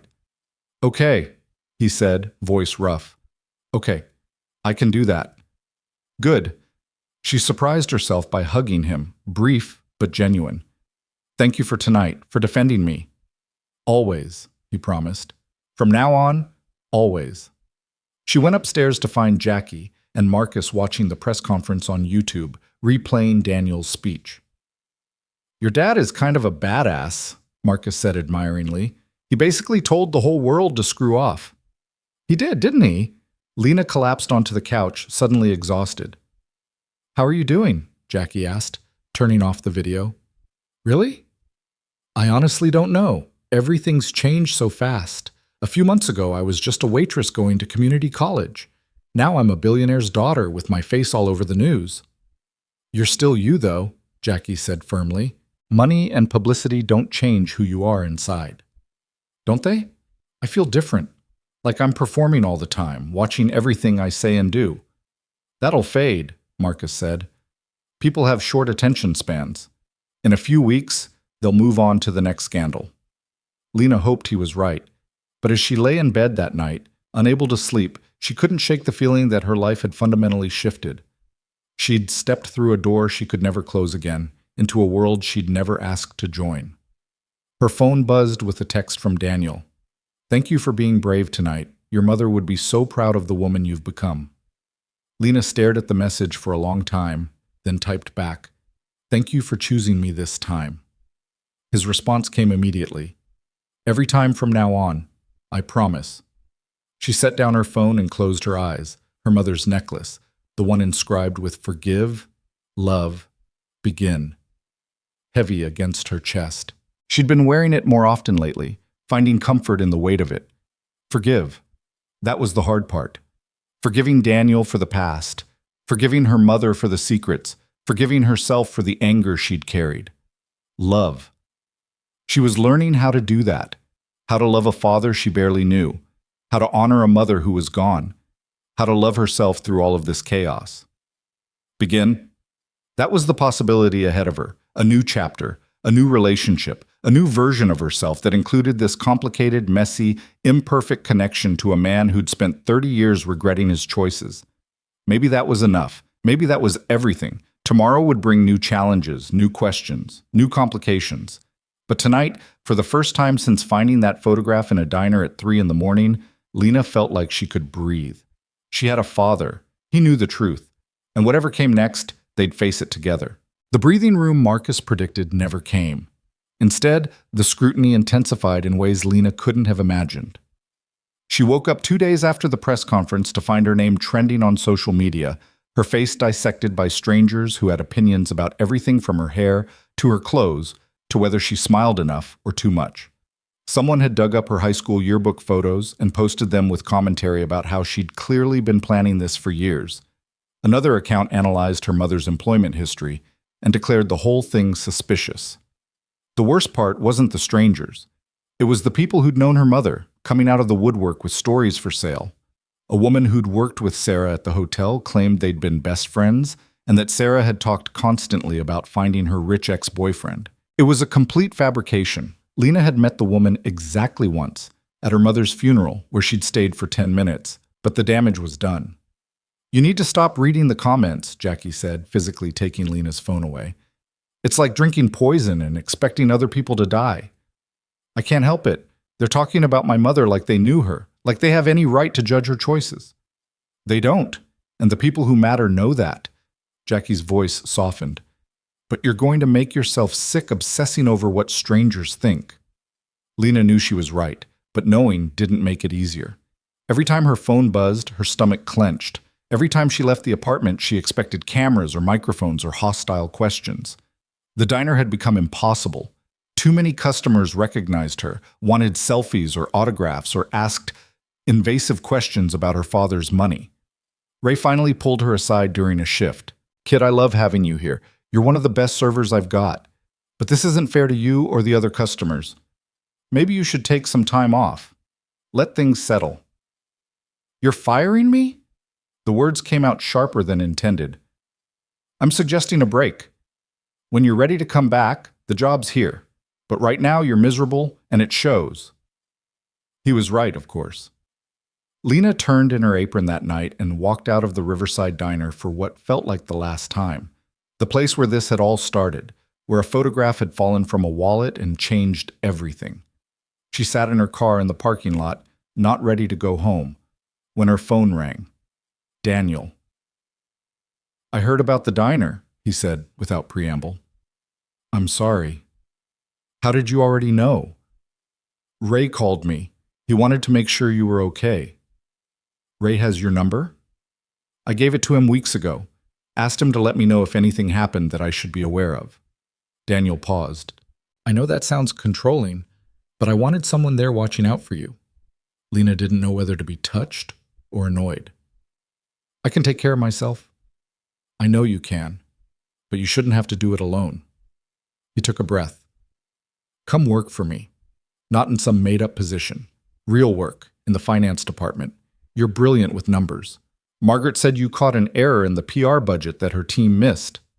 "I was just looking at the spreadsheet she showed me. It wasn't, 'You found a $30,000 discrepancy in 5 minutes.'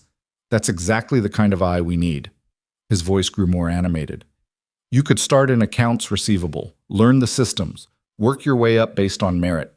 No special treatment because you're my daughter, just a job doing what you're good at." It was tempting, more than tempting. Lena was hemorrhaging money without the diner income, and her savings were almost gone. But working for her father felt like crossing a line she'd been careful not to approach. "People will say I only got the job because of you." "People are already saying 1,000 things about you, most of them worse. At least this way you'd be building actual skills, actual experience, and you'd be doing it honestly." He paused. "But it's your choice. I won't push.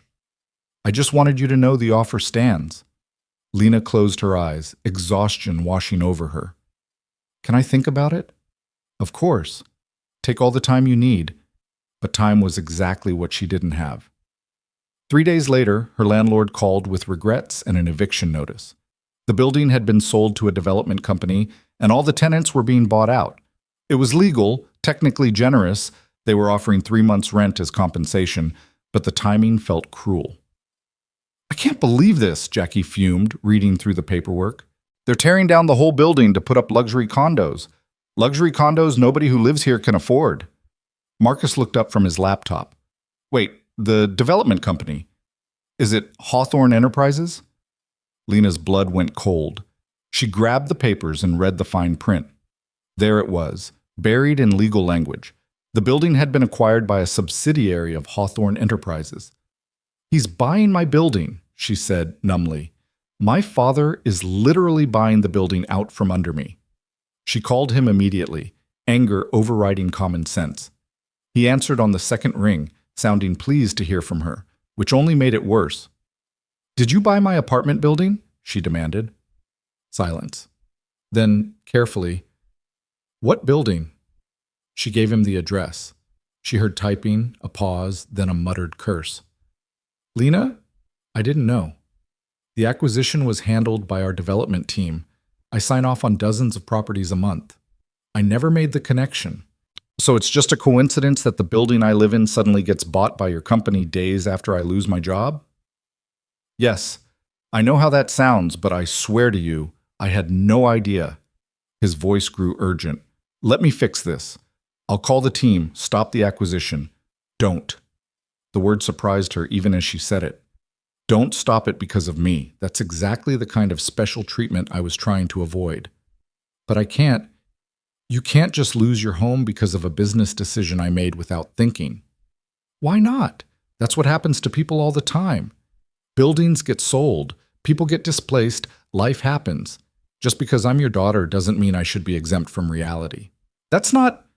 He stopped, clearly struggling. What do you want me to do? Nothing. I'll find another place. Jackie and Marcus and I will figure it out. At least let me help you look. I know people, I can make calls. No. Lena's voice was firm. I'll handle it myself. She hung up before he could argue, then immediately felt guilty. He was trying to help, but that was the problem. Every time something went wrong, he wanted to swoop in and fix it with money and connections and power. He couldn't seem to understand that she needed to do things herself, needed to prove she could survive in his world without becoming dependent on his resources. Finding a new apartment proved harder than expected. Everything in their price range was either far from campus or in neighborhoods that made Jackie's mother cry when she visited. Lena spent days scrolling through listings, calling landlords, viewing depressing studios that smelled like mildew and broken dreams. We could go cheaper, Marcus suggested. Move further out, get something in the suburbs. And spend 3 hours a day commuting? Jackie shook her head. That's not sustainable. Neither is spending every penny we have on rent. They were still arguing when Daniel showed up at the apartment unannounced, carrying coffee and looking uncertain. I'm sorry, he said immediately. I should have called first, but you weren't answering my calls, and I wanted to... He stopped, taking in the apartment. Boxes were already stacked in corners, pictures coming down from walls. You're really doing this, moving out. We have to be out by the end of the month. Have you found a place? The question was gentle, but it still stung. We're looking. I could... No. Lena cut him off. Whatever you're about to offer, no. Daniel's jaw tightened, but he nodded. Okay. I won't push, but can we at least talk? There's something I need to tell you. They sat at the small kitchen table while Jackie and Marcus diplomatically disappeared into the bedroom. Daniel set down his coffee untouched and clasped his hands together, looking more nervous than Lena had ever seen him. I've been thinking about what you said, about not wanting special treatment, about needing to do things yourself. And you're right. I was trying to fix everything with money because that's the only tool I really know how to use. He met her eyes. But there's something else going on, something I haven't been honest about. Lena's stomach dropped. What? Victoria didn't just leak your story to the press because she thought you were a threat to the company. She did it because she's trying to take over. She's been building support with the board, arguing that I'm too emotionally compromised to run things effectively, that finding you has made me unreliable. That's insane. Maybe, but she's not wrong that I've been distracted. I've been canceling meetings, missing calls, turning down deals because I'm too busy thinking about you, about us, about how to build this relationship." He laughed without humor. "For 30 years, I've done nothing but work. And now I finally have something more important. And it's apparently proof that I'm unfit to lead." "What does this mean?" "It means there's a board meeting next week where Victoria is going to push for a vote of no confidence. If she succeeds, I'll be removed as CEO of the company I built." He leaned forward. "And Lena, I need to be honest with you. Part of me doesn't even care. Part of me thinks losing the company might be exactly what I deserve, poetic justice for choosing it over your mother." "You can't be serious. I've spent 3 decades building an empire I don't even enjoy. Maybe it's time to let it go. Focus on what actually matters." "No." Lena's voice was sharp. "You don't get to do that. You don't get to throw away everything you've built because you feel guilty. That's just another form of running away." Daniel blinked, surprised. "What?" "You ran away from my mother because your father pressured you. Now you want to run away from your company because Victoria's pressuring you. You're doing the same thing, just in reverse." "I'm trying to prioritize you. By making me the reason you give up? By putting that weight on me?" Lena stood, pacing the small kitchen. "I don't want to be your excuse to fail. I want you to fight. I want you to prove that you can have both, your work and your daughter. Because if you can't, what's the point of any of this?" The words hung in the air between them, sharp and true. Daniel sat back, something shifting in his expression. "You're right," he said quietly. "You're absolutely right. I was doing it again, taking the easy way out and calling it nobility. So don't. Fight Victoria. Keep your company. Show everyone that finding me didn't make you weak. It made you stronger. And if I lose anyway? Then you lose standing up instead of lying down." Lena sat back down across from him. "My mother didn't raise me to give up when things got hard. And if you really loved her, you won't either." Daniel's eyes were bright. "When did you get so wise?" "I had a good teacher." Lena's voice softened. "Even if I didn't know it at the time." They sat in silence for a moment, something unspoken shifting between them. Not just father and daughter, but partners, allies. "Help me," Daniel said finally. "The board meeting is next week. I need to show them that finding you hasn't compromised my judgment, that I'm still capable of leading. Help me prove it." "How?" "Come to the meeting, not as my daughter, as an analyst. Margaret said you have an eye for numbers. I have a proposal I'm presenting, a major development project. Look through the financials, tell me if they're sound. Give me your honest assessment. I'm a community college student taking basic accounting classes. I'm not qualified to... You found a $30,000 error in 5 minutes. You understand numbers in a way most of my board members don't because they're too busy posturing to actually look at the data." He pulled out a tablet and brought up a spreadsheet. "This is the Riverside District project. Mixed-use development, residential and commercial. The numbers look good on the surface, but I have a feeling we're missing something. I just can't figure out what." Lena took the tablet despite herself, scanning the columns. Revenue projections, construction costs, timeline estimates, market analysis. It all looked professional and thorough, and "These population projections are wrong," she said, scrolling through tabs. "They're using census data from 5 years ago, but there was a major employer closure in that district 18 months ago. At least 2,000 jobs lost. The population probably dropped significantly." Daniel leaned over to look. "How do you know about the employer closure?" "My mom worked there for 6 months before they shut down. She came home crying the day they announced it. Said half the neighborhood would have to move because nobody could afford to stay without those jobs." "So the projections are inflated by at least 20%, maybe more. Which means the residential units won't fill as fast as you're projecting, which means the revenue timeline is off, which means the whole project could fail." Daniel was typing rapidly on his phone. "We'd be over-leveraged within 2 years. You'd have to drop the price point or change the target demographic entirely. Maybe include affordable housing units, bring in working-class families instead of banking on young professionals who don't exist in those numbers anymore." Daniel stared at her. "That's brilliant. That's exactly what we should do. The affordable housing component could even qualify us for tax incentives, offset some of the construction costs." "I was just thinking out loud. I don't actually know if you just saved me from approving a project that would have cost the company hundreds of millions. He was smiling now, genuine and warm. Victoria was pushing hard for this project. If I'd approved it based on bad data and it failed, she'd have proof I wasn't fit to lead. Or maybe she knew the data was bad and was setting you up to fail. The words came out before Lena really thought about them, but once spoken, they felt true. Daniel's expression darkened. She wouldn't, would she? I don't know her, but you said she's trying to take over. People do desperate things when they want power. Daniel was quiet for a long moment, then stood abruptly. Come with me. Tomorrow. I want to show you something. The next day, Daniel picked her up at dawn in a car without a driver, just the two of them. He drove them out of the city to the address of the Riverside District project, parking on a street that looked eerily familiar. This is 3 blocks from where I grew up, Lena said, recognizing the neighborhood despite the years away. I know, that's not a coincidence. He got out of the car and she followed. They walked through streets she'd played on as a child, past the shuttered factory that had once employed half the neighborhood, through blocks of houses with for sale signs and boarded windows. After your mother left, I tried to find her, spent years searching, and one of the places I looked was here. She'd mentioned growing up in this area. I came here, walked these streets, tried to imagine her as a child. He stopped in front of an empty lot. This is where I want to build. Not luxury condos for people who'll never appreciate this neighborhood. Something that belongs here.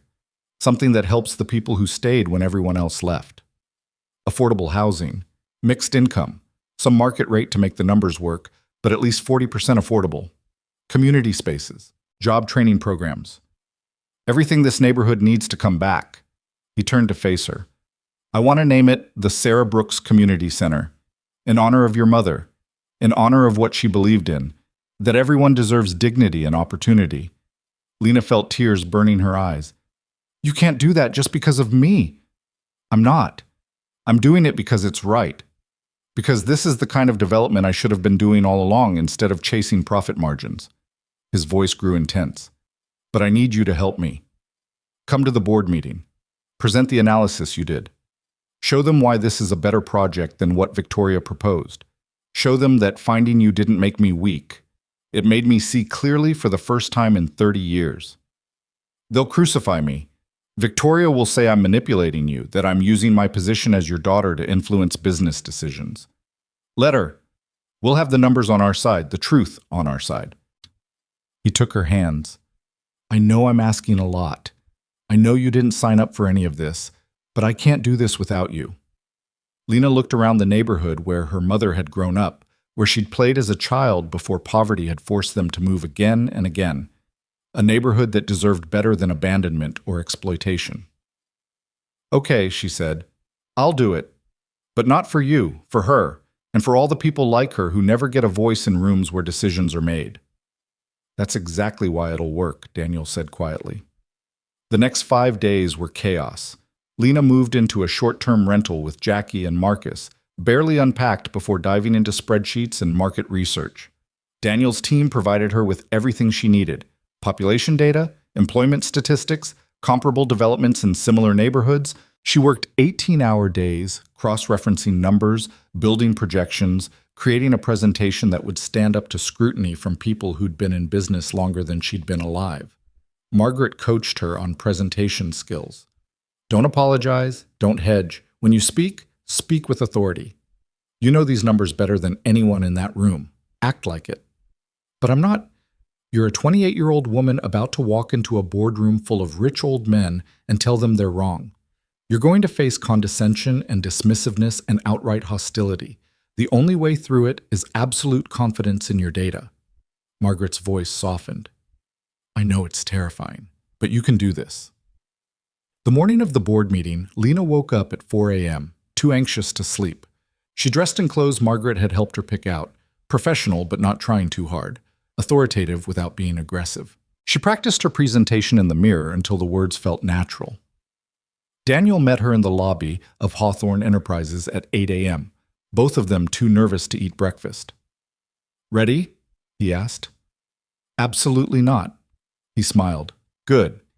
If you weren't nervous, I'd be worried. The boardroom was everything she'd imagined, and worse.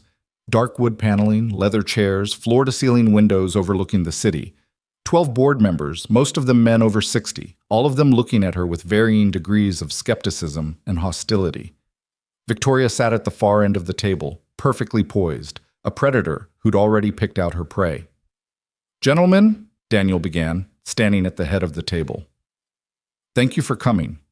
I know there have been concerns about my leadership lately, about my judgment, my priorities, my ability to lead this company effectively." He paused, meeting each board member's eyes. "Those concerns are valid. I have been distracted, but not in the way you think. I've been distracted by the realization that for 30 years, I've been building the wrong thing." Murmurs around the table. Victoria's smile sharpened. "I've been chasing profits without purpose, growth without meaning, success without asking what it's for." He gestured to Lena. "This is my daughter, Lena Brooks. Many of you know the story by now. What you don't know is that she's about to show you why the Riverside District project as currently proposed is a disaster waiting to happen, and why the alternative I'm proposing isn't just better business, it's the right thing to do. Lena?" She stood on shaking legs and walked to the presentation screen, clicking to her first slide. 12 pairs of eyes locked onto her, weighing, judging, waiting for her to fail. "Good morning," she said, and was relieved to hear her voice come out steady. "I'm going to explain why the current Riverside proposal is based on flawed data and why my father's alternative will generate better long-term returns while serving the community that development should serve." She walked them through it, the population numbers, the employment figures, the demographic shifts that Victoria's team had either missed or deliberately ignored. She showed them how the inflated projections would lead to vacant units, how that would cascade into revenue shortfalls, how the whole project could collapse within 3 years. "But if we adjust the approach," she continued, clicking to her revised projections, "and include affordable housing units alongside market-rate apartments, we can fill the development faster, qualify for tax incentives, and create genuine community buy-in. The numbers work better, the timeline is more realistic, and we build something that lasts." One of the board members, a man with steel gray hair and cold eyes, interrupted. "Ms. Brooks, with all due respect, you're a college student. What makes you qualified to question our development team's analysis?" "With all due respect," Lena said, meeting his gaze directly, "your development team is using 5-year-old census data and ignoring the closure of a major employer. I grew up in that neighborhood. My mother worked at that factory. I know what happened there in ways your team's spreadsheets never will, and the numbers prove I'm right." Silence. Then another board member, a woman in her 50s, spoke up. "Show us the tax incentive calculations." Lena did, walking through the financial benefits of mixed income development, the community impact metrics, the long-term stability factors that Victoria's profit-focused approach had ignored. By the time she finished, the room was split. Half the board was nodding, asking thoughtful questions. The other half looked at Victoria, waiting for her response. Victoria stood slowly, her smile never wavering.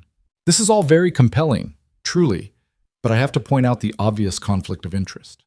Ms. Brooks is Daniel's daughter. She's presenting a project that coincidentally honors her dead mother. She has every reason to push Daniel toward emotional decision-making rather than sound business practice."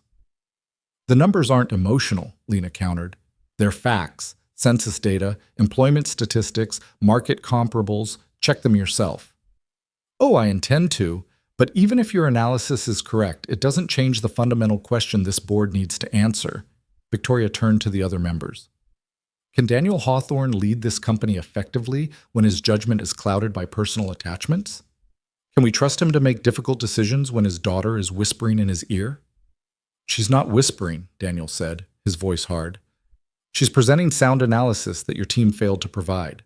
And the question isn't whether my judgment is clouded. The question is whether this board wants a CEO who cares only about profit, or one who understands that sustainable business requires us to invest in communities, not exploit them." "How noble," Victoria said. "But nobility doesn't pay dividends." "Actually, it does." The woman who'd asked about tax incentives spoke up. "I've been looking at Lena's numbers. She's right about the incentives. We could reduce construction costs by 15% and qualify for a property tax abatement. The profit margin is actually better on our model. Other board members were pulling out tablets, checking Lena's figures against Victoria's original proposal. The tide was shifting, and Lena could see panic flicker across Victoria's polished facade. Furthermore, the woman continued, I'm troubled by the fact that our development team presented flawed data, either through incompetence or deliberate deception. Either way, it raises questions about the proposal's origins. Victoria's face went pale. Are you suggesting? I'm saying that Lena Brooks walked into this room with better analysis than the team you've been championing. That speaks volumes about your judgment, Victoria, not Daniel's. The vote, when it came, wasn't even close. 10-2 in favor of Daniel's revised proposal and continued leadership. Victoria's power play had failed spectacularly, and by the time the meeting adjourned, she'd already submitted her resignation. In the elevator afterward, Lena's legs finally gave out. She sat on the floor, shaking with adrenaline and relief and disbelief. I can't believe that just happened, she said. Daniel sat down next to her, not caring that they were both sitting on the elevator floor in their business clothes. You were magnificent. Absolutely magnificent. I thought I was going to throw up. So did I. But you didn't. You stood up there and fought for what was right, and you won. He pulled her into a hug, and for the first time it felt completely natural. Your mother would have been so proud. Lena let herself cry, finally releasing the tension of the past week, the past months, the past 28 years of not knowing where she came from. We're really doing this, she said, building something that matters. We are. Together. Daniel pulled back to look at her. And Lena, I meant what I said in there. This is just the beginning. I want you working with me, really working. Not as my daughter, but as someone who sees what I've been missing all these years. I still need to finish school. So finish. Work part-time. We'll make it work, whatever you need.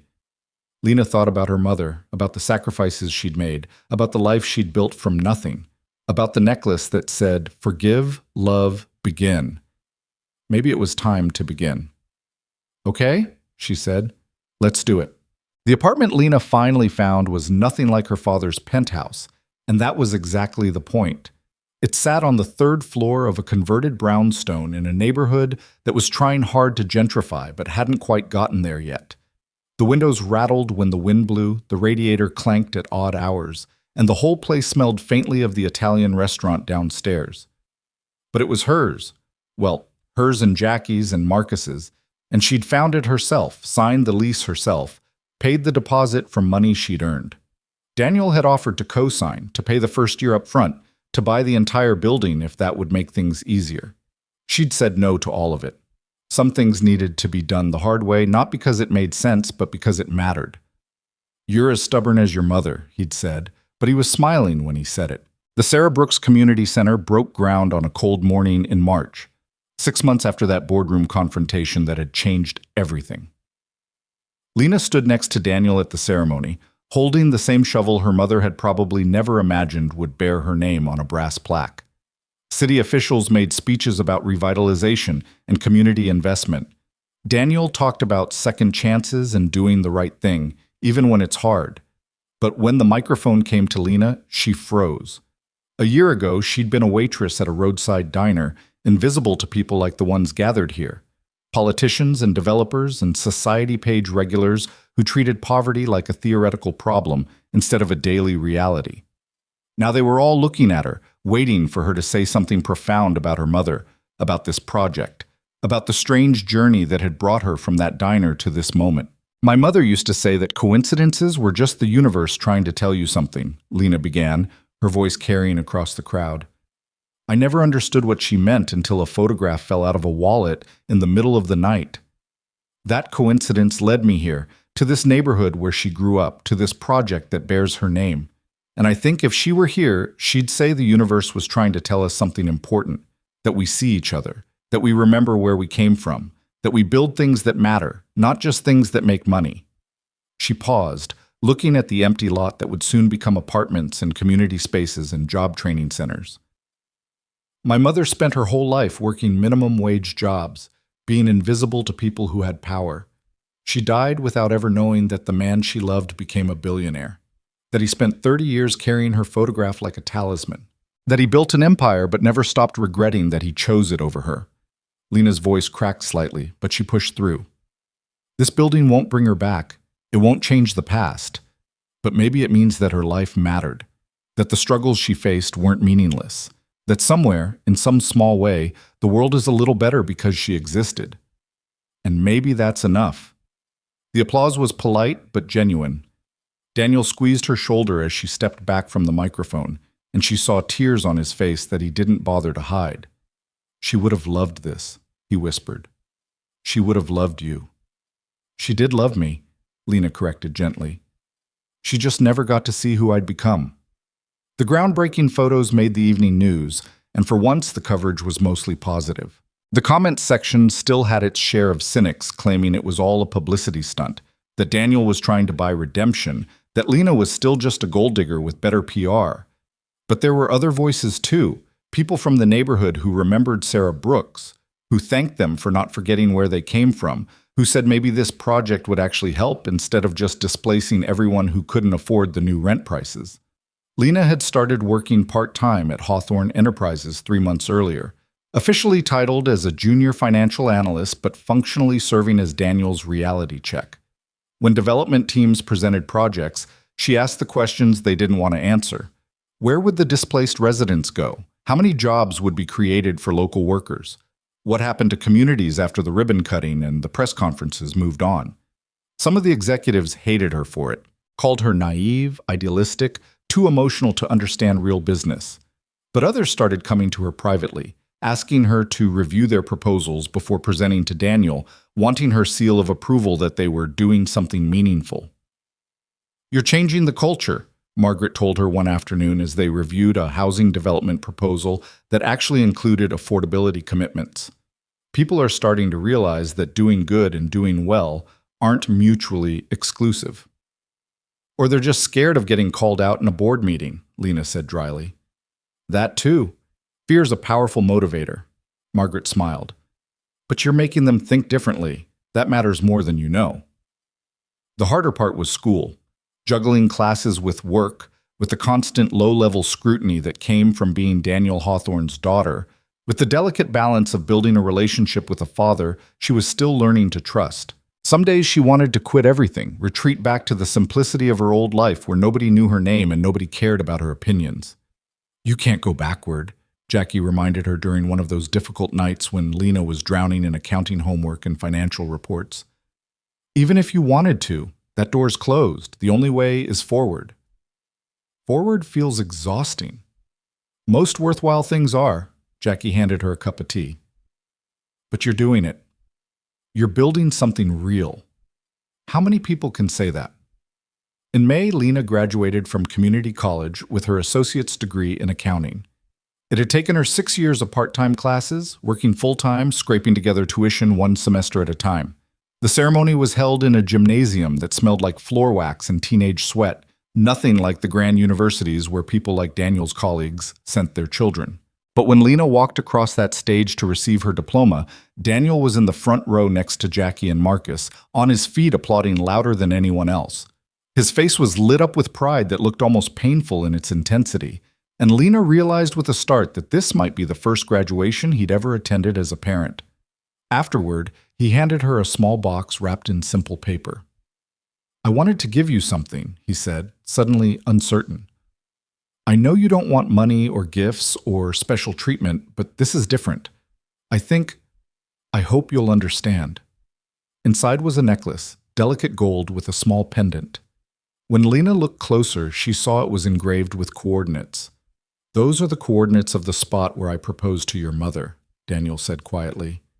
"We were in a park, under cherry blossoms. She was wearing a yellow dress, and the sun was in her hair, and I asked her to marry me." His voice went rough. "She said yes, and then 6 months later I broke both our hearts by choosing money over love." Lena turned the pendant over. On the back was an inscription, "Worth every sacrifice." "That's what she wrote on the photograph," Lena whispered. "I know. I saw it when you showed me." Daniel took a shaky breath. "I had this made because I wanted you to have something that represented the good parts of what we had. Before I destroyed it. Before fear and pride and stupidity got in the way." He paused. "She loved me, Lena. Whatever else happened, whatever mistakes I made, she loved me. And I loved her. I want you to know that was real. Lena fastened the necklace around her neck, feeling the weight of it settle next to her mother's necklace with its inscription about forgiving and loving and beginning. 2 necklaces, 2 messages, 2 halves of the same story. Thank you, she said, and meant it. They went to dinner afterward, a small celebration at a restaurant that wasn't trying to impress anyone. Jackie and Marcus told embarrassing stories about Lena's study habits. Daniel talked about his own college years, the pressure to perform, the constant fear of disappointing his father. For the first time, Lena saw him not as a billionaire or even as her father, but as a person who'd been young once, who'd made mistakes, who'd been shaped by forces beyond his control. I'm proud of you, he said as they were leaving. Not because of the degree, though that's an achievement. I'm proud of who you are, your integrity, your strength, your refusal to compromise your values even when it would be easier. You're everything I should have been 30 years ago. You're doing okay now, Lena said, surprising herself by taking his hand. Better late than never, right? Right, he agreed, squeezing her fingers gently. Better late than never. Summer brought the first residents to the Sarah Brooks Community Center, families moving into apartments they could actually afford, kids playing in courtyards designed for safety and community rather than just aesthetics. Lena visited the site weekly, talking to residents, hearing their stories, making sure the promises made during construction were actually being kept. She met a woman named Patricia who'd grown up 3 blocks away, who'd been forced to move when rents skyrocketed, who'd spent 5 years commuting 2 hours each way to keep her kids in decent schools.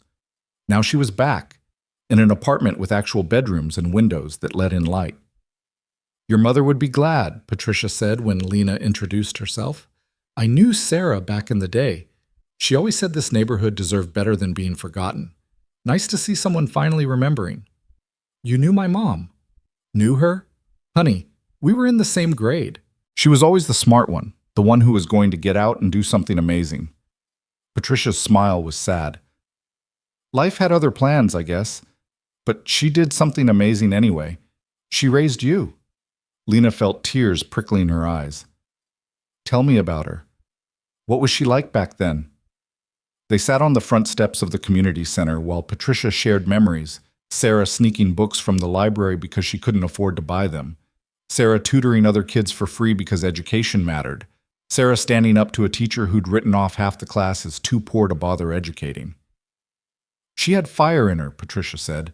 Never let anyone make her feel small, even when they tried. You got that from her, I can tell. That same fire. When Lena told Daniel about the conversation later, he listened with an intensity that made her realize how hungry he was for any scrap of information about the woman he'd loved and lost. I wish I'd known that version of her, he said. The girl with fire, before I broke her heart and she had to rebuild herself. Maybe you did know her, Lena suggested. Maybe that's why you fell in love with her in the first place. Maybe, he agreed. I just wish I'd been brave enough to keep her. August brought an unexpected complication in the form of a letter forwarded through Daniel's legal team. It was from a woman named Elizabeth Morrison, claiming to be Sarah's younger sister. Lena had never known her mother had a sister. As far as she knew, Sarah had been an only child whose parents died young, leaving her to navigate the world alone. I didn't know how to find you, Elizabeth wrote in careful script. I saw the news about the community center, about you being Daniel Hawthorne's daughter. I had to reach out. Your mother and I had a falling out years ago before you were born. I said terrible things I never got to take back. When I heard she'd passed, I wanted to come to the funeral, but I didn't think I had the right. But I think about her every day. I think about the sister I lost to pride and stubbornness. If you're willing, I'd like to meet you, to tell you about the sister I knew before everything went wrong. Lena showed the letter to Daniel, her hands shaking. What if it's a scam? She asked. What if she's just another person trying to get close to us for money? Then we'll find out, Daniel said calmly. But what if she's real? What if she's family? Family. The word felt strange. For so long it had just been Lena and her mother. Then just Lena. Then Lena and this complicated, evolving relationship with a father she was learning to love. The idea of more family, of aunts and cousins and connections she'd never known existed, felt overwhelming. But she wrote back anyway, agreed to meet at a coffee shop, the same one where she and Daniel had been having their Tuesday meetings for nearly a year now. Elizabeth Morrison arrived right on time, a woman in her early 40s with Sarah's eyes and Sarah's smile and a nervousness that seemed genuine. "You look just like her," were her first words. "God, it's like seeing Sarah at 28 again." They talked for 3 hours. Elizabeth explained the falling out, a disagreement about their mother's care in her final illness, accusations made in grief and anger, a rift that had seemed impossibly wide until it became permanent. By the time she'd gathered the courage to apologize, Sarah had moved away, changed her name, disappeared into a new life. "I looked for her," Elizabeth said, tears streaming down her face. "For years I looked, but she didn't want to be found, and I had to respect that, even if it killed me." "She was good at disappearing," Lena said quietly. "Good at protecting herself." "She had to be. Our childhood, it wasn't good. Our parents weren't good. We survived by taking care of each other, and when I failed her in the one moment she needed me most, she decided she was better off alone." "She wasn't alone. She had me." "She did. And clearly she did an amazing job raising you." Elizabeth reached across the table tentatively. "I know I have no right to ask this. I know I'm essentially a stranger, but would you be willing to get to know each other? I'd like to tell you about your mother when she was young, about the girl who climbed trees and got in fights defending kids who couldn't defend themselves, about the sister I loved and lost."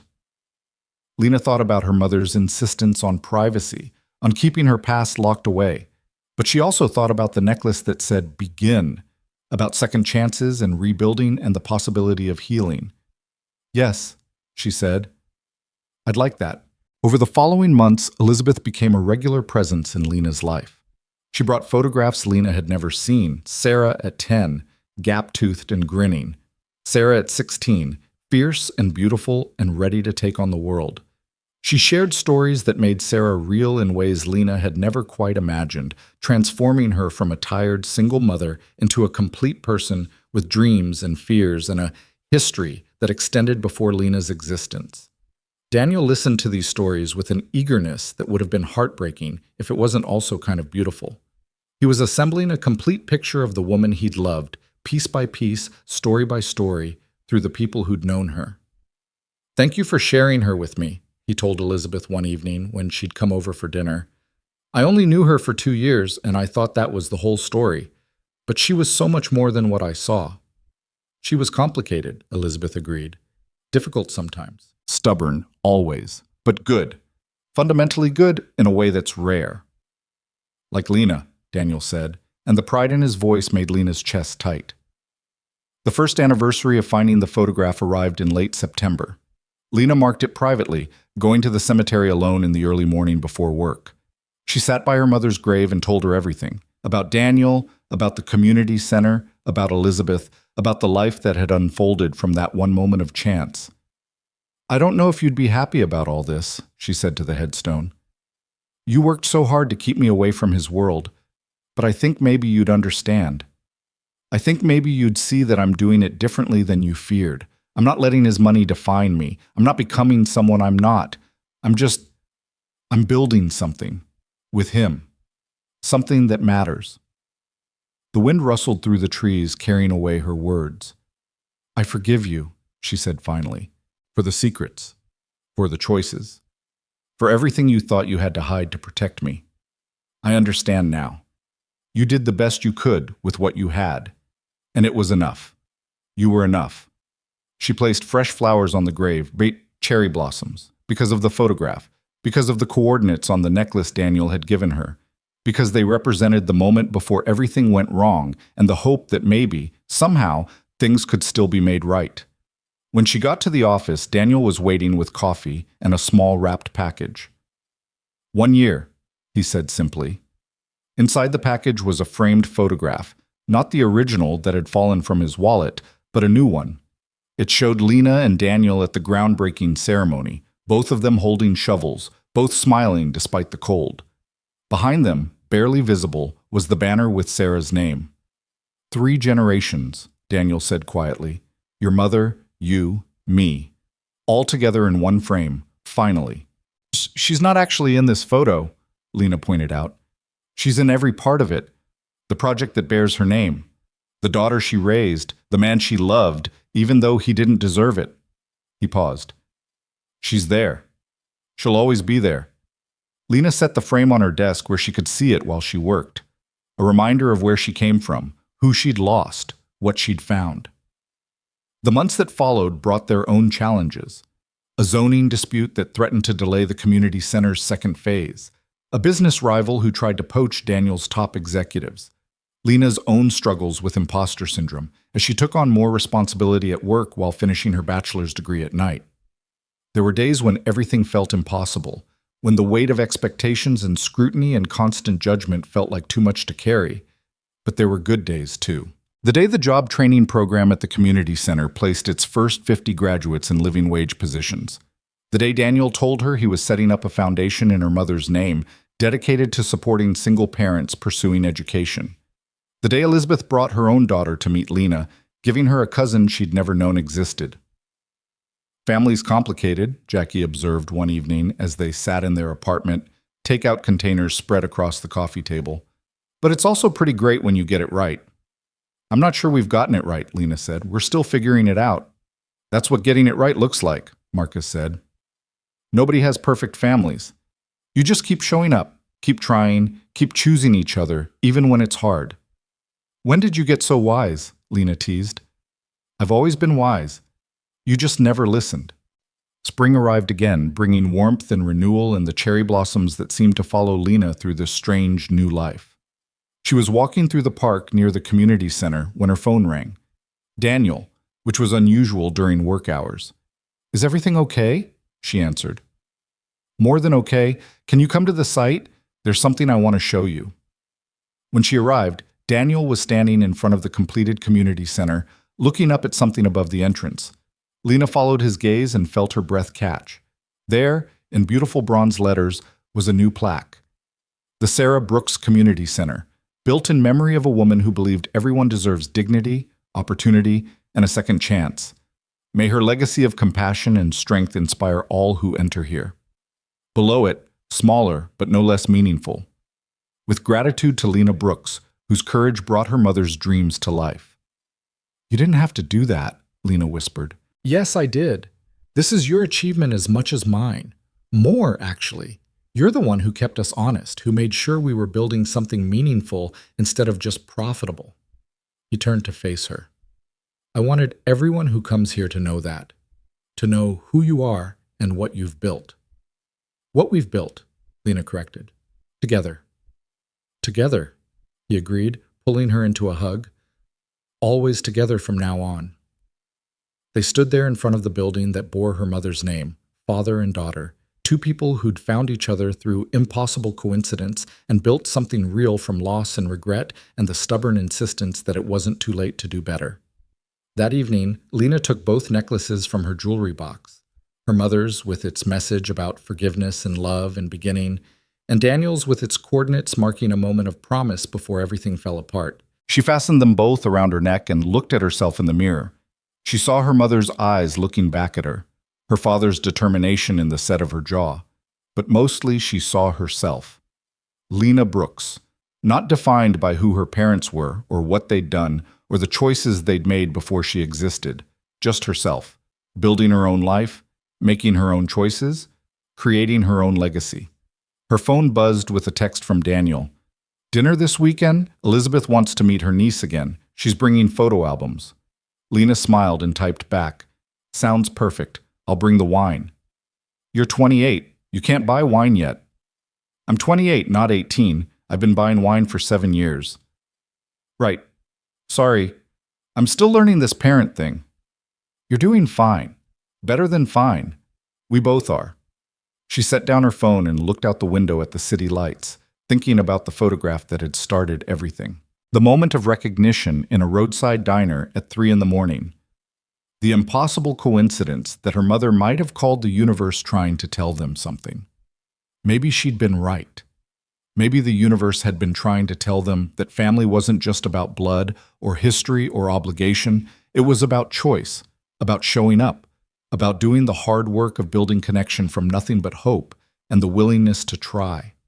Lena touched the necklaces at her throat, past and possibility, memory and promise, her mother's wisdom and her father's regret transformed into something new, something that belonged to her and her alone. Forgive, love, begin. She'd done all three, and in doing so she'd found not just a father, but herself. The ending her mother never got to see, but had somehow made possible anyway, through her strength and sacrifice, and the fierce love that had carried Lena through 28 years of not knowing where she came from. Now she knew. And more importantly, she knew where she was going. Forward, always forward, with her father beside her, her mother's memory guiding her, and her own courage lighting the way. It was more than enough. It was everything.